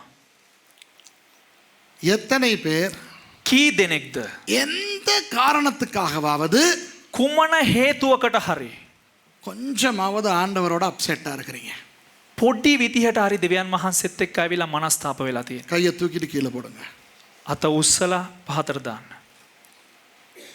லைவ்ல பார்த்துக்கிட்டு இருக்கிறவங்க நீங்கள் பயப்படாமல் கையை தூக்கி கீழே போடுங்க. கர்த்தர் பார்த்து கொண்டிருக்கிறார். සජීවීව බලන අය ඇවිල්ලා බය නැතුව පහත උසලා පහත දාන්න ඇවිල්ලා දෙවියන් වහන්සේ බලනවා. How many of you all are upset with God because perhaps some prayers are not answered or certain things did not happen in your life the way you want? ஆண்டவர் என்ன தெரியுமா சொல்றார்? දෙවියන් වහන්සේ මොනවද දන්නවද කියන්නේ? இந்த சுரேஷ் இருக்கிறானே, சுரேஷ் මේ සුරේෂ් ඉන්නවනේ, මේ තුෂාර ඉන්නවනේ, இல்ல சுரேஷ் සුරේෂ් ඉන්නවනේ.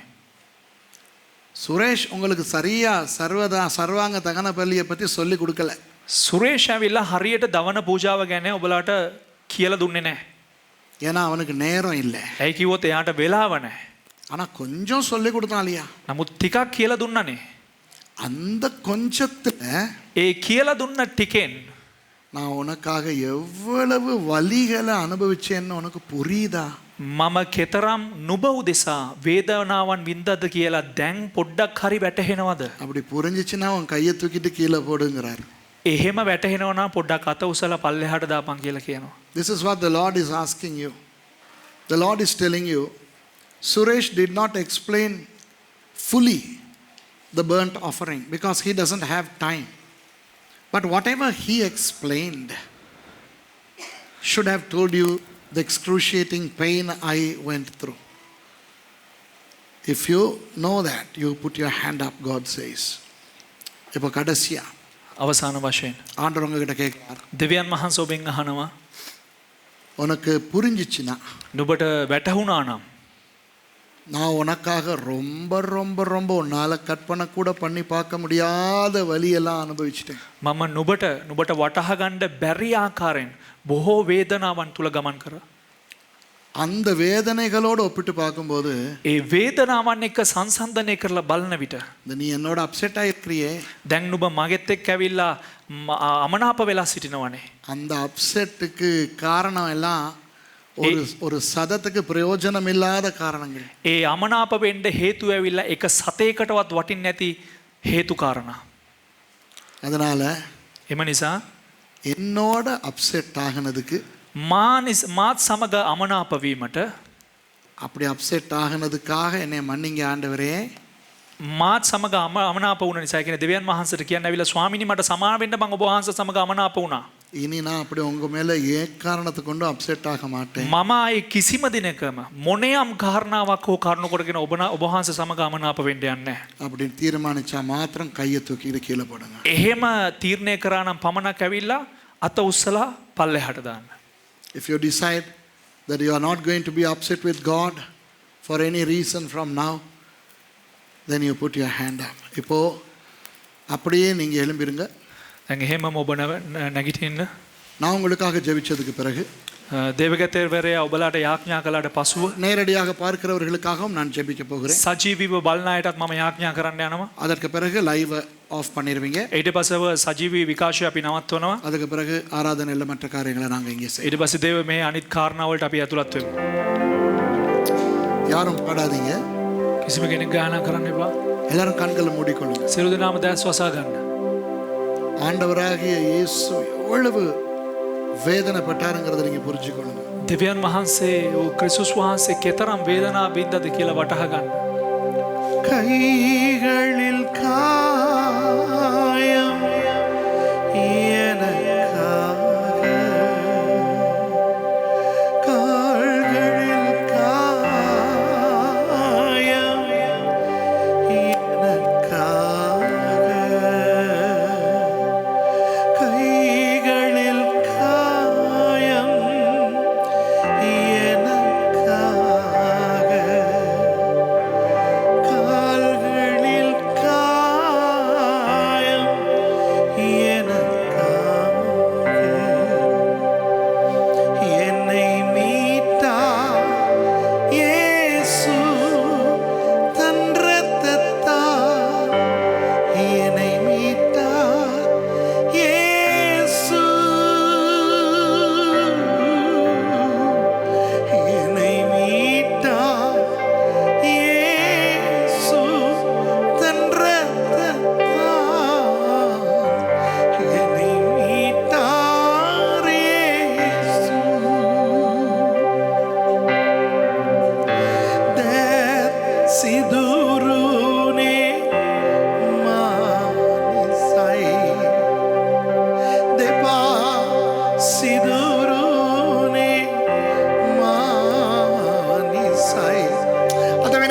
தாகன இன்னே பொடி சிதுராக் කියලා.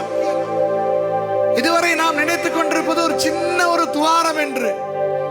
ஆனால் இன்றைக்கு தான் தெரிந்தது නමුත් අද තමයි අපිට දන්නේ அவருடைய கையும் காலும் ஆணிகளால் கடாவப்படும் போது උන්වහන්සේගේ දෑතොත් උන්වහන්සේගේ පාදයමුත් ඇන නිසා ඇවිල්ලා පසාරු කරගෙන යන විට பெரிய பெரிய சதை துண்டுகள் வந்து அப்படியே கழன்று விழுந்தன. ලොකු ලොකු මස් කැබලි වලට ඇවිල්ලා එහෙම ගැලවිලා ගියා. that sidurune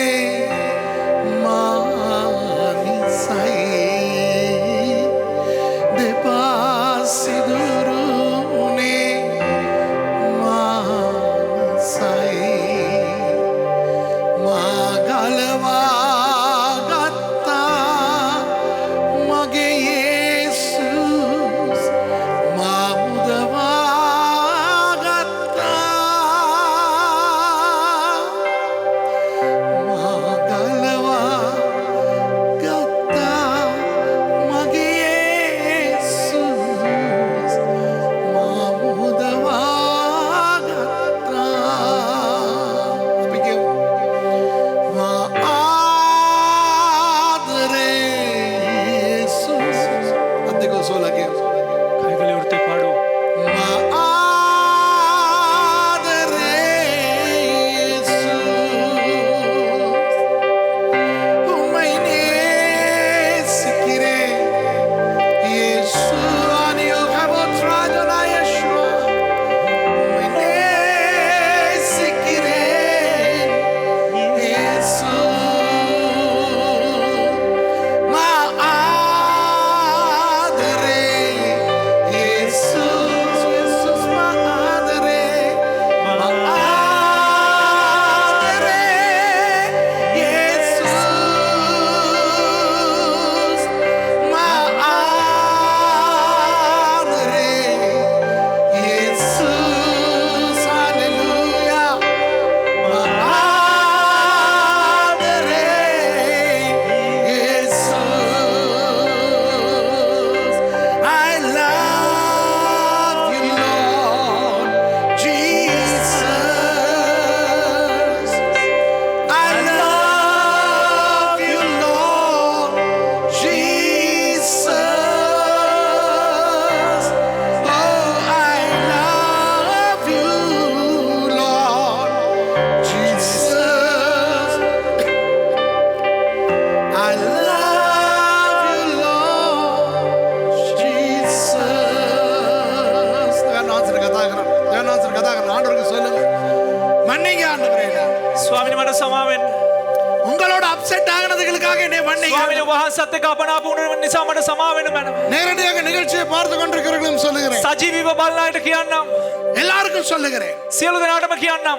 ஆண்டவர் அதை செய்யல இதை செய்யலன்னு දෙවියන් වහන්සේ අරක කරේ නෑ මේක කරේ නෑ කියලා. மன தாங்களை வைத்துக் கொண்டிருக்கு මනසේ ඇවිල්ලා තිත්තකම් තියාගෙන அப்செட் අමනාප වෙලා ஆண்டவரோட அப்செட் දෙවියන් වහන්සේත් එක්ක අමනාපකම சர்ச்சோட அப்செட் සභාවත් එක්ක අමනාපකම ஊழியர்களோட அப்செட் දේව සේවකයන් එක්ක අමනාපකම பைபிளோட அப்செட் බයිබලයත් සමග අමනාපකම ஆண்டவரே என்னை மன்னிங்கன்னு சொல்லு ස්වාමිනේ මට සමාව වෙන්න. ஏது எதுக்கு அப்செட் ஆனீங்களோ කිනම් කාරණා උදෙසාද අමනාප වෙලා සිටින්නේ. அதெல்லாம் நீங்க ஆண்டவருக்கு சொல்லி ඒ සියල්ලක්ම දෙවියන් වහන්සේට කියලා மன்னிப்பு பெற்றுக்கொள்ளுங்க සමාව ලබා ගන්න උන්වහන්සේගෙන්. உங்களுக்காக சர்வாங்க தகன பலியாய் மரித்தவர் நம்ம இயேசு අපේ යේසුස් වහන්සේ ඔබ මා උදෙසා ඇවිල්ලා දවන පූජාවක් ලෙස මරුණ තනන් වහන්සේ. என்று உங்களை மன்னிக்க காத்து கொண்டு අද උන්වහන්සේ ඇවිල්ලා සමාව දෙන්න බලාගෙන வாய்களை திறங்க சில பேர் அழுகுறீங்க සමහරක් අය අඬනවා ඔබලාගේ මුඛවල විවෘත කරන්න. yes tell the Lord I'm sorry Lord for Yeah. being upset with you for peripheral things for trivial things for nothing I'm sorry Lord oh hallelujah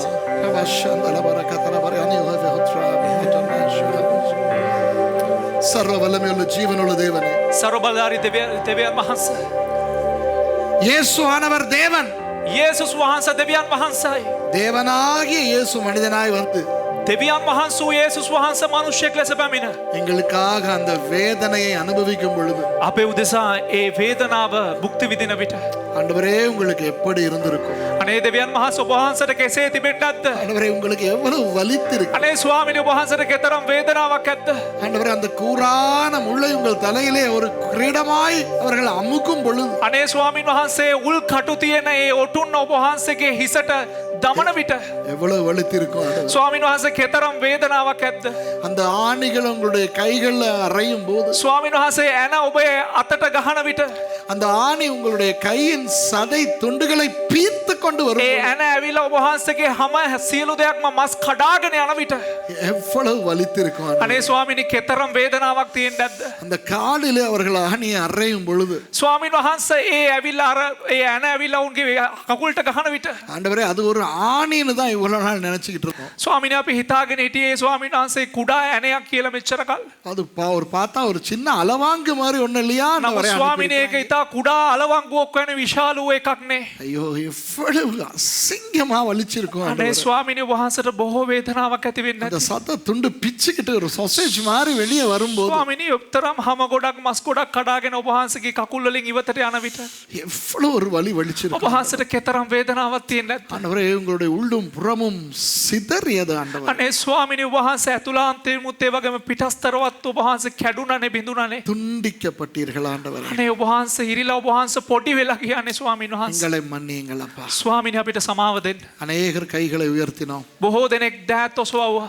இந்த சபையில இருக்கிறவர்களும் சரி, මේ සභාවේ ඉන්න අයත් හරි. இந்த நிகழ்ச்சியில எங்களோடு சம்மந்தப்பட்டிருக்கிறவர்களும் சரி, මේ වැඩසටහන සජීවීව සම්බන්ධ වෙන අයත් හරි. கர்த்தாவே நாங்கள் உங்களை துக்கப்படுத்தி இருந்தால் எங்களை ස්වාමීනි අපි ඔබ වහන්සේව දුකට පත් කරලා තිබුණා නම් සමාව වෙනවා. எங்கள் வார்த்தை சிந்தனை நடத்தையிலே நாங்கள் உங்களை துக்கப்படுத்தி இருந்தால் எங்களை மன்னியுங்கள். ස්වාමීනි අපේ වචනයෙන් අපේ ක්‍රියාවෙන් අපේ හැසිරීමෙන් අපේ සිතුවිලි වලින් ඔබ වහන්සේව දුකට පත් කර තිබුණා නම් Sorry, සමාව Lord. දෙනු මැනව ස්වාමීනි. We are sorry, Lord. We are sorry, Lord. Forgive us.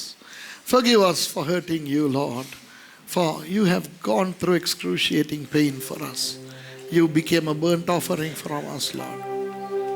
ஆண்டவரே இந்த ஆராதனையில உட்கார்ந்திருக்கும் போது ස්වාමීනි මේ දේව මෙහි අසුන්ගෙන සිටින විට கர்த்தாவே இது கண்டி, ස්වාමීනි මේ නුවර இது பெல்வுட், මේක බෙල්ලුඩ් குளிர் பிரதேசம். මේක සීතල ප්‍රදේශයක්.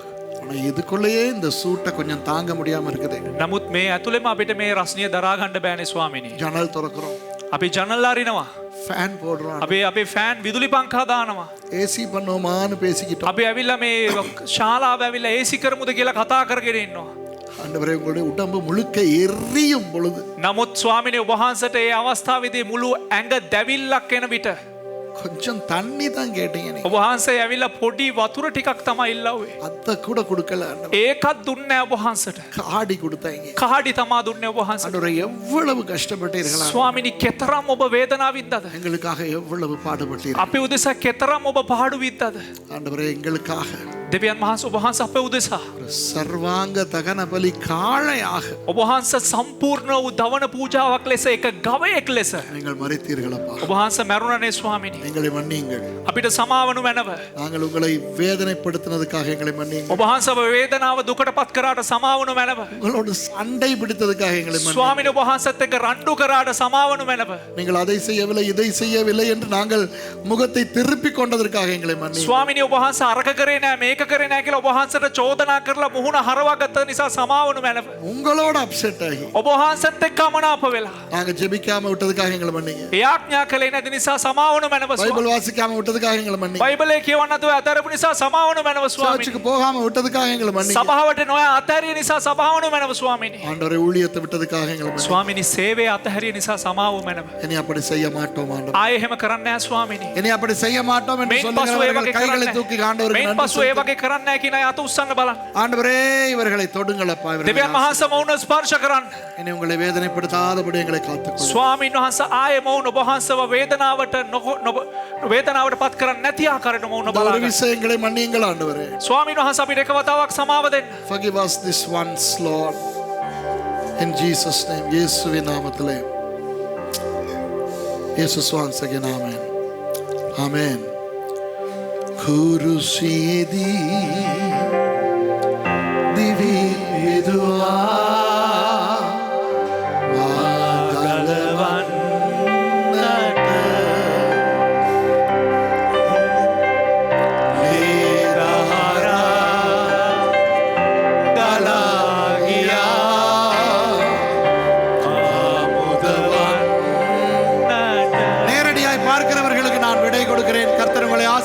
தருவாராக.